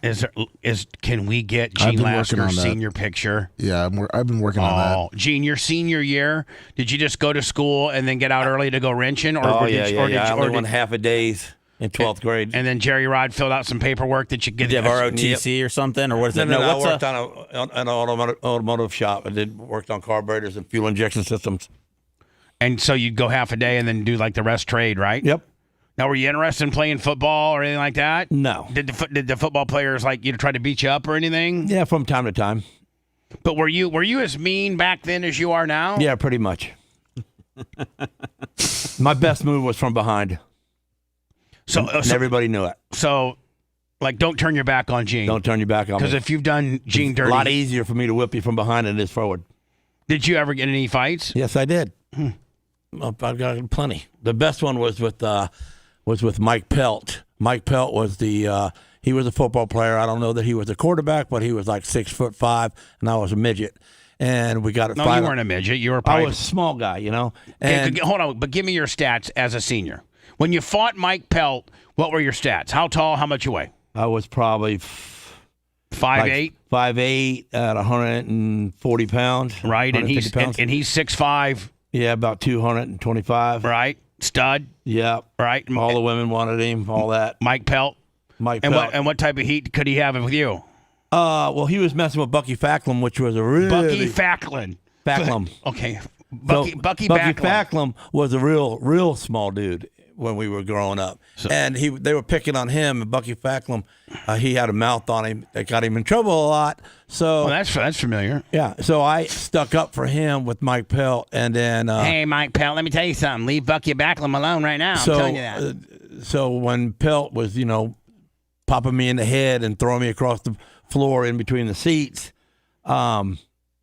there was another guy that jumped in. I can't think of his name, but he jumped in and was this on the bus? On the bus, and the bus lady wouldn't stop to break it up because she was friends with Mike Pelt's family.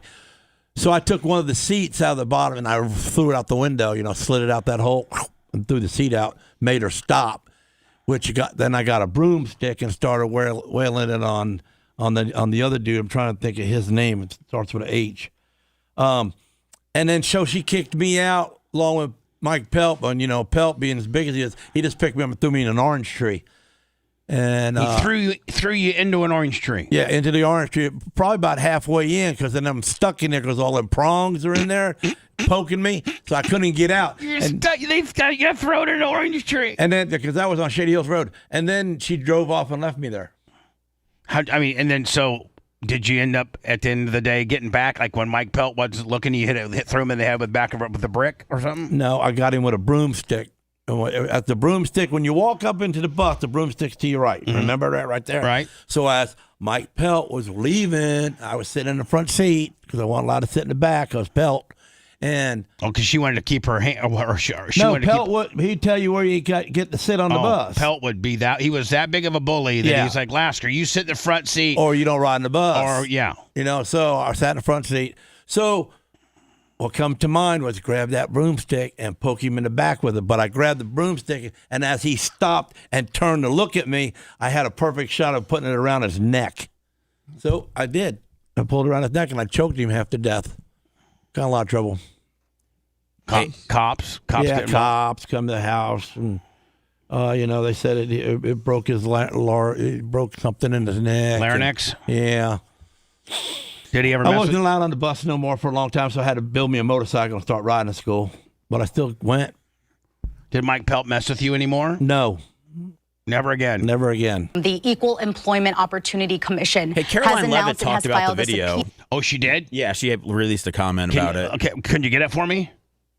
Can I tell you what you said, or can Lummy find it for me? I don't know if Lummy. I have it right. You have the spoken word portion of it? Yeah, it's brief. All right, go ahead. It says, this is from an internet meme video depicting President Trump as the king of the jungle and Democrats as characters from The Lion King. Please stop the fake outrage and report on something today that actually matters to the American public. Yeah, but when the president took that video and redacted all the way down to just the only portion that he put on his posting was the Obamas being depicted as monkeys. I think that you're completely confusing the issue. You're trying to play the shell game here by saying that the entire video is funny, but that portion of the video is disturbing and not cool. And for the president to edit that video down to just where black people are depicted as monkeys. See, why do you got to make it racist? Why do I got to make it racist? Yeah. I didn't make it. They just fell into the movie as chimps. It's not. They could have been lions or giraffes, but they probably didn't get picked for that. No, the person that made the video was not trying to pick them as the lion. They made Trump the lion, the king of the jungle. They made Trump look the best, and they made the Obamas look the worst. They're the monkeys, and Trump is the lion. Let them write their own movie. And they'll be lions. And Trump will be a monkey? Yeah.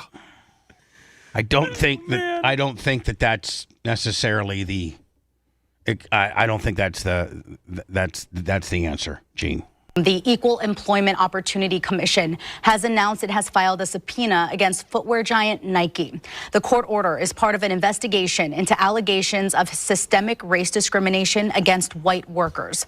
The federal agency has subpoenaed information regarding the Beaverton-based company's DEI program, as well as hiring, promotion, and layoff data dating back to 2018.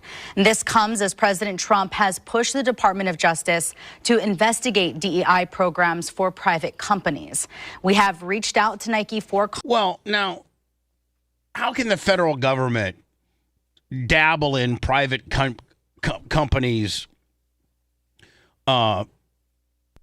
hiring and promotional, tactics, even if they were to give non-white people an edge? That may not be cool. And I guess maybe the president could come up with some type of law that you can. I don't know. I don't know how you can retrofit this to make it. We have reached out. Make it valid today. If you're a white guy, just get a different job. You don't got to be at a black guy's place. Nike for comment on the subpoena and are waiting to hear back. They say I'm going to go to words, Lummy, but they're saying that the ransom or there was a fake ransom text sent to or about the Nancy Guthrie situation. They found her, right? No, I don't think they have. No, they've not found her. No, she dead. And they now are saying, now, I don't know about the ransom note, but the text. Now, are we talking about the same thing here, Lummy? A text versus the note that TMZ were, No, the text is different. I think they arrested that guy. Yes, they arrested the guy. This guy here. The text guy. CBS LA assignment editor Mike Rogers continues. So, Seth, is this just a copycat dude? Yes. Okay, there's a ransom note out here. I'm gonna get some.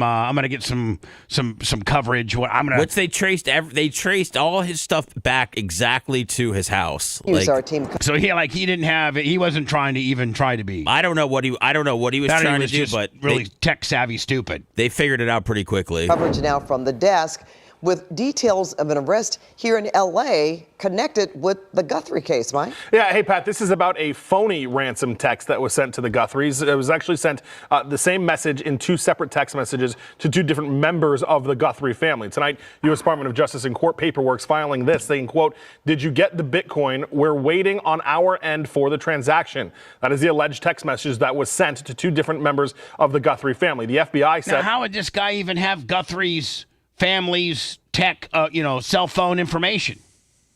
I wouldn't know that would be commonly known. As in the filing, they were able to track this down. Unless Seth, they've posted up, posters and things like that.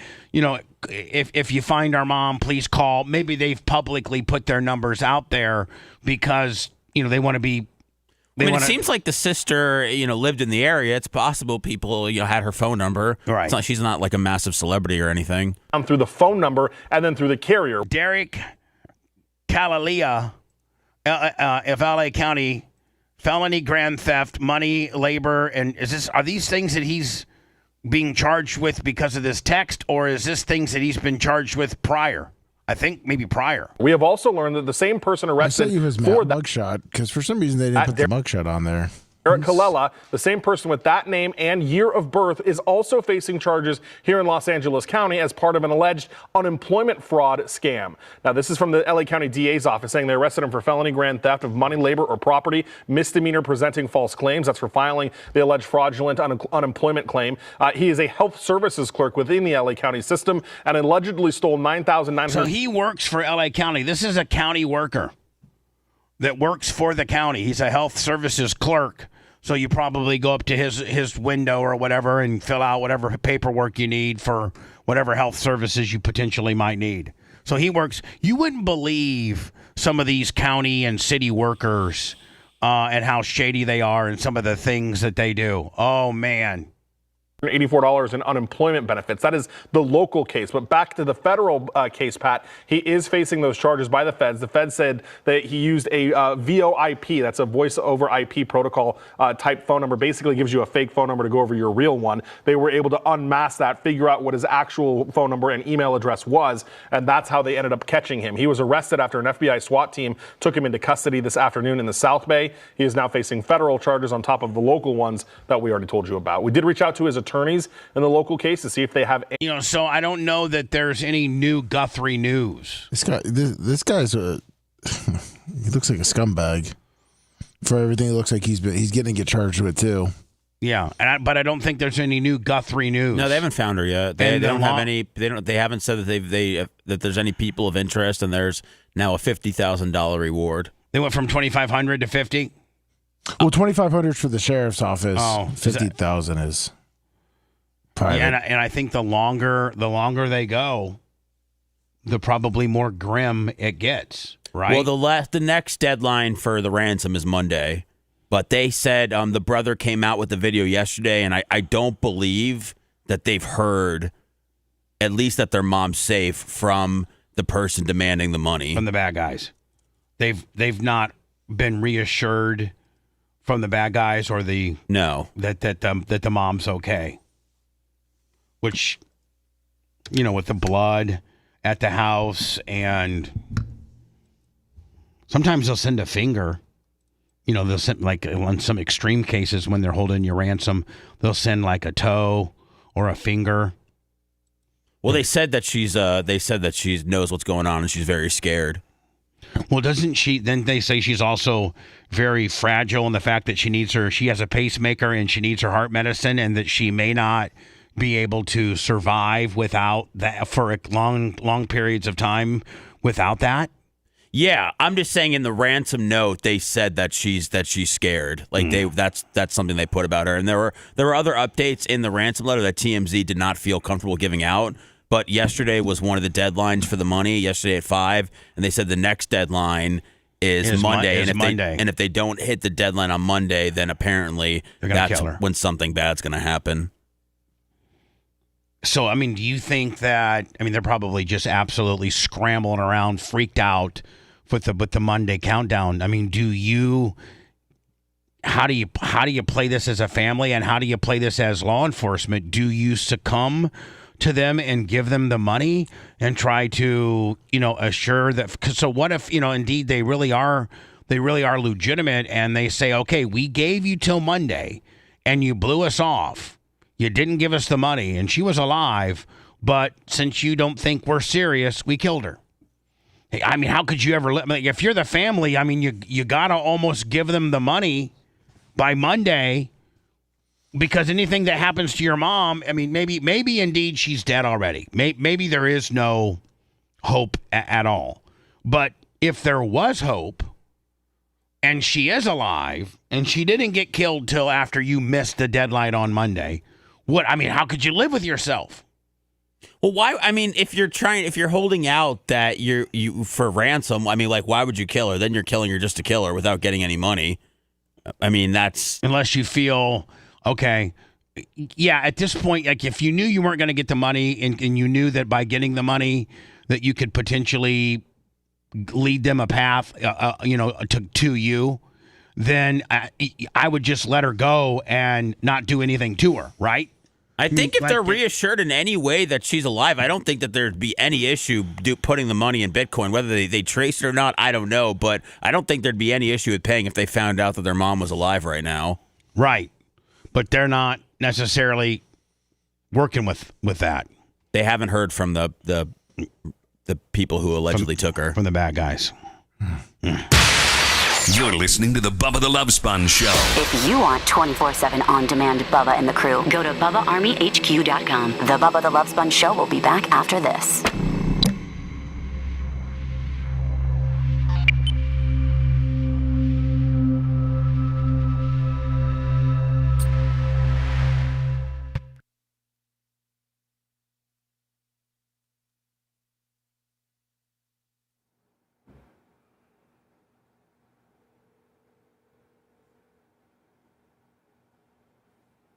Her pacemaker's disconnected from her phone. All the cameras went out. Hey, you told me you were going to be there with this. I am. I'm on my way. I'm just busy. I gotta get up there. Okay, because they're knocking on my door, and my wife's coming out, freaking out, going like, what? And they going, does this gate go next door? Right. The gate don't go next door. It goes right where the fuck it's laying. I know. They got a hold of me, and I told them. Ah, damn. I didn't know they were knocking on your door. Well, yeah, that makes me nervous, because, I mean, are they even going to do the fence right? Because, I'm going up there right now. and it looks like to me, you're just going to move one side, right? So, Yeah, correct. the probably the left side would be, or the right side, that don't matter, whichever one you want to move, but you're probably going to have to move the center pole over a foot, and then the last pole over 2 foot to make it on that angle. Hey, Greg. You'll see. Good. I'm going to be there about noon today. Well, I'm going to be leaving the show at 10, and then I'll be at my shop for about I got 30 somebody minutes, there to and then I unload. can zip straight there. Okay, cool. And then Okay. then I'll see you about 12, okay? All right, Greg, thank you. Well, I mean, you'll see that it's on an angle. Either one, it doesn't matter. It's just going to straighten. It's going to straighten the fence. It's in on an angle. Both of them are in on an angle. When you move one, it's just going to straighten itself, which doesn't hurt my feelings a bit. Yeah. If you enter in from. Well, when you get there, you check out what we're doing, and then if we gotta, Okay. I won't solidify anything. And then if we gotta move a post a little bit or whatever. Well, you're going to have to move a post 2 foot on the one end. Well, I know that. I'm just saying for the angle you want. I want it to be straight, going just like your other gates opening the other way. I Yeah. want this one to open just parallel with it, the other one. There you go. Okay. Yeah, man. I just tried I'll zip there fast as I can. Okay, Bye bye. In the jungle, the mighty jungle, Trumpy is the lion.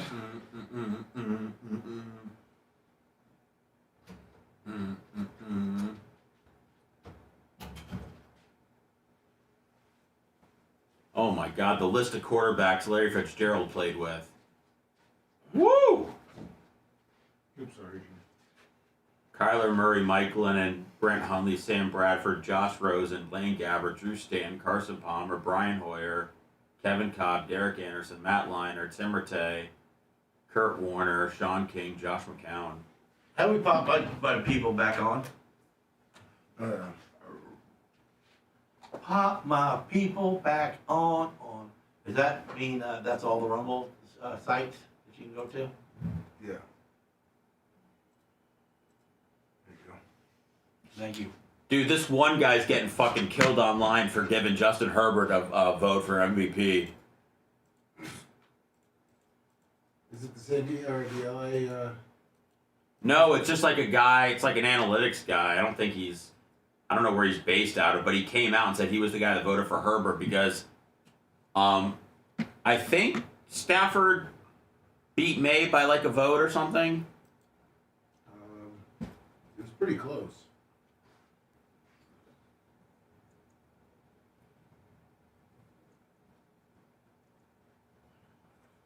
And Stafford announced he's coming back.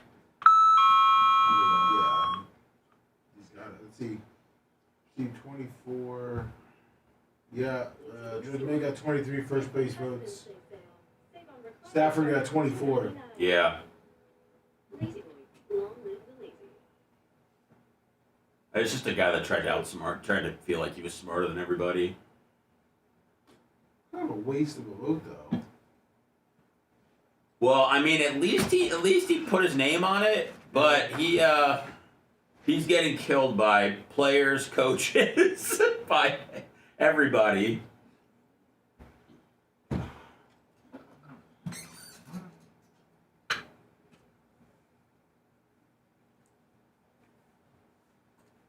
Man, I am so glad.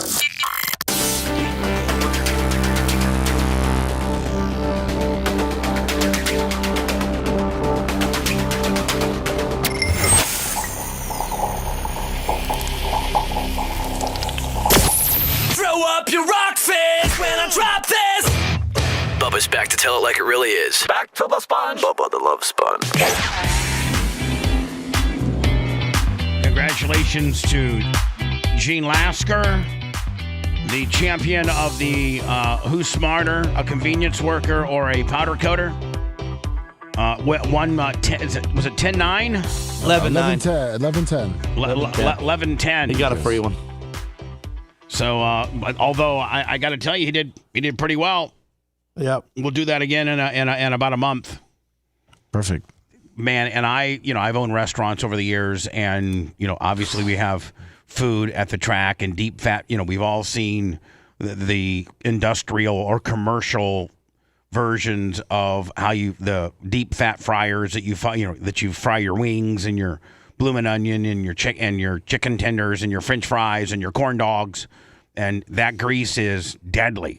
I mean, I think it's it's vegetable oil or whatever type of oil you decide to use, but I think it gets heated to is it 500 or 450? But I just know that like even if you have frozen French fries and you stick them in, like it's a very violent situation, and you like just the popping of the grease will burn you. Like you got to be very mindful of those deep fat fryers, even when they're just sitting there idle with nothing being fried in them. They're, I think the oil is 400 degrees. It's 400. The oil is 400 degrees. And one time, Fabrizi thought, Fabrizi didn't think, I've told the story before. Fabrizi caught this guy stealing steaks from us at remember Bubba's Ale House in Newport Richie, Lasker? Wow, yeah. So Fabrizi was like doing the food number, and he's like, "Man, I'm telling you, we're getting clipped." I'm like, "What do you mean we're getting clipped?" He goes, our food costs are like, they should be 30 in the 30s, 35 to 40%, but we're losing, like, we're not, it said that we sold, 10 steaks last week, and there's 15 missing. So somebody's clipping us. You stick the guy's hand in there? So, no. So he goes and makes the cook go to his trunk and open up the trunk, and sure enough, there's a cooler with, seafood, crab legs, shrimps, steaks, all the good shit. All the good stuff. You need a vacation. I do. I got 15 bin block getting delivered to the track today, and then I got to put them all in place. And then we got USAC practice. Well, I got a Longhorn super late model test tomorrow, and then USAC practice on Super Bowl Sunday. Oh, that's some good vacation time now. And then we actually start the races, the USAC races on Wednesday. So I'm excited. I'm nervous. I'm going to be really, really busy. So anyway, Fabrizi finds out this one guy is clipping us for food. You're clipping us for the high dollar steaks. So Fabrizi goes, I go, what are you going to do? He goes, just watch. Don't act like you know anything. Don't say anything. So you go back. I don't know if any of you guys have worked in a restaurant, but you go back to the line and you got your cooks that are working the deep fat fryers and the grill and, and just the flat grill and, the flame grill. And then, always by the deep fat fryers, usually have 2 or 3 of them because you don't want to cook like your wings in the same thing that you cook your French fries in. You want to have user-specific deep fat fryers for certain types of food. And so, but all around deep fat fryers, no matter what restaurant you go to, the floor is always kind of slick. And they always have like those, have you seen that flooring that has like little hole, like they're made out of rubber mats. Yeah, the rubber mats, and they got little holes on them, but even they get very deathly slick, right? So Fabrizi goes, just watch. So we're 100% full. I mean, we're in the weeds. We're probably 10-minute wait time right now for even to get seated. And Fabrizi he stands in front of the entire cooking line and says, "Hey everybody, I want everybody to pay attention to me right now. I know we're busy, but everybody pay attention. Ron over here." And Ron happened to be working. Let me remember we had the Bubba Crunch chicken, which we use Captain Crunch as the breading, and he was doing some Captain Crunch chicken or Bubba Crunch chicken, we called it, in the deep fat fryers.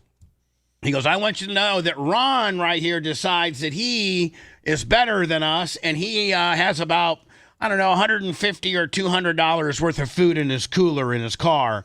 He decides he's trying to steal from me and Bubba. Is that right, Ron? Ron's like, So before Ron could even get his bearings about himself or what's going on, Fabrizi, and he had long hair, Fabrizi took him, grabbed him by the back of his head, and put his face within probably 2 inches of the deep fat fryer. Now the guy, you can't get any traction. Like you can't get any traction on your feet to get out of there.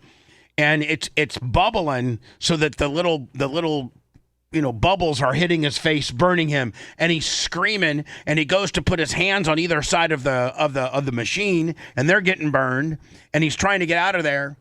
And Fabrizi almost deep fat fries his face. Oh. So I've always had that story, but I've never seen anything that a person would kill themselves, and it would kill you if you deep fat fried a guy's face. You kill him. Somebody fell into a fryer at Publix. Oh, did they? Yeah. Well, this particular. What the hell do they fry at Publix? The chicken. I think they're doing chickens. Oh, the chicken. Yeah, the chickens. Yeah. The tenders and all that kind of stuff. So anyway, this guy works. This is in Pennsylvania, and he works at an Olive Garden. And I guess life sucked for him or what have you. And nobody did it to him. He did it to himself, but he killed himself by sticking his head, his complete head, in the deep fat fryer. Now, I can't really think of a worse way to go. Oh God! Two porter by a gun. Here is the actual 911 call. Oh no! 618, Mickey 291, an ambulance emergency, 1825 East 3rd Street, the Olive Garden, a burn victim. Station 18, Mickey 291 in the Loyal Sock, 1825 East 3rd Street at the Olive Garden, a burn victim, 1608. What's 6208 mean? He's not going to make it? Go ahead. We're available and we will handle. Okay, Mickey 18 is available. You're responding. It's Olive Garden, 1825 East 3rd Street. I don't have a lot of details, a lot of people screaming, some kind of a burn victim, 1609. Rescue 1844, 18 manpower responding. Chief 18. Rescue 1844, Chief 18 responding. Units going to the Olive Garden. It's a male victim.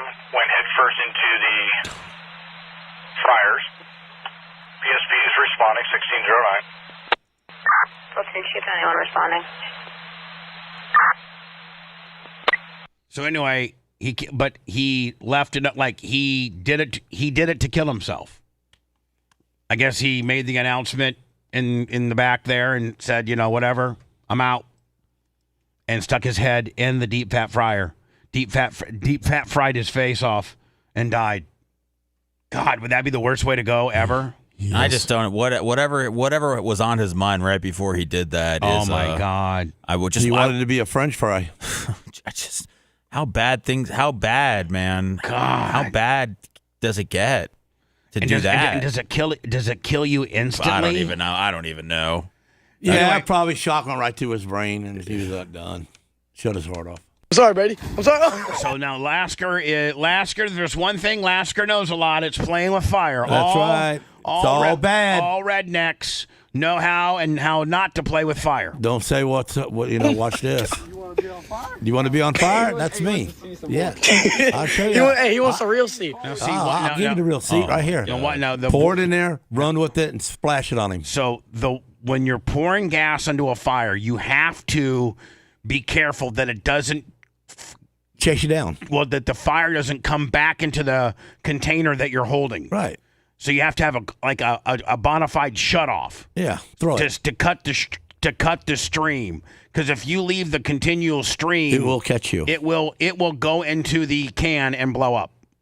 Or just watch this. He wants a real seat. There you go. Oh my God! Oh my God! Get the light! Get the. So all he was doing was he was throwing fuel onto the fire, but then he kind of trailed off onto his friend. And it got on his friend. It's a real seat. He wants a real seat. Oh my God! Oh my God! Oh my God! Get the leg! Get the leg! Splash hit him on the shoulder down. Get the leg! He goes in the leg. He's staying on fire. You better get the leg. Get the leg! Dude! Put it out! Oh my turtle block! Oh my God! Dude! Is that get in the him? water! Yeah. He ain't burned. Fuck. He's all blurred out. Yes. I'm sorry, Brady. I'm sorry. He's all burned up.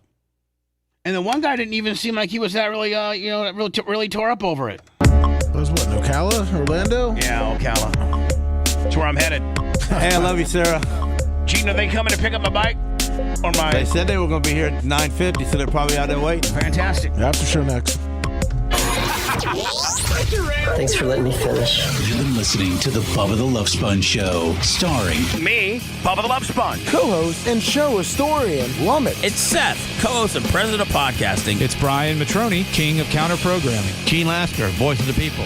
Glad you get to hear me. Gary Cantrell, video editor. Yeah, back here wiring up. It's Mini Macho. The BRN agent, Thomas Buttoned Up B. Co-host, Dr. Dan Diaco, Esquire, of Council. Co-host, J. Diaco, Esquire, the Spitting Cobra of Council. Now, time for the legal disclaimer. Exactly. The Bubba the Love Sponge Show is intended solely for the enjoyment of our listening audience. Any rebroadcast, retransmission, or other use of this show without express written consent of the Bubba Radio Network is prohibited. We must dissuade him of this delusion. Until next time, always remember. I'll repent.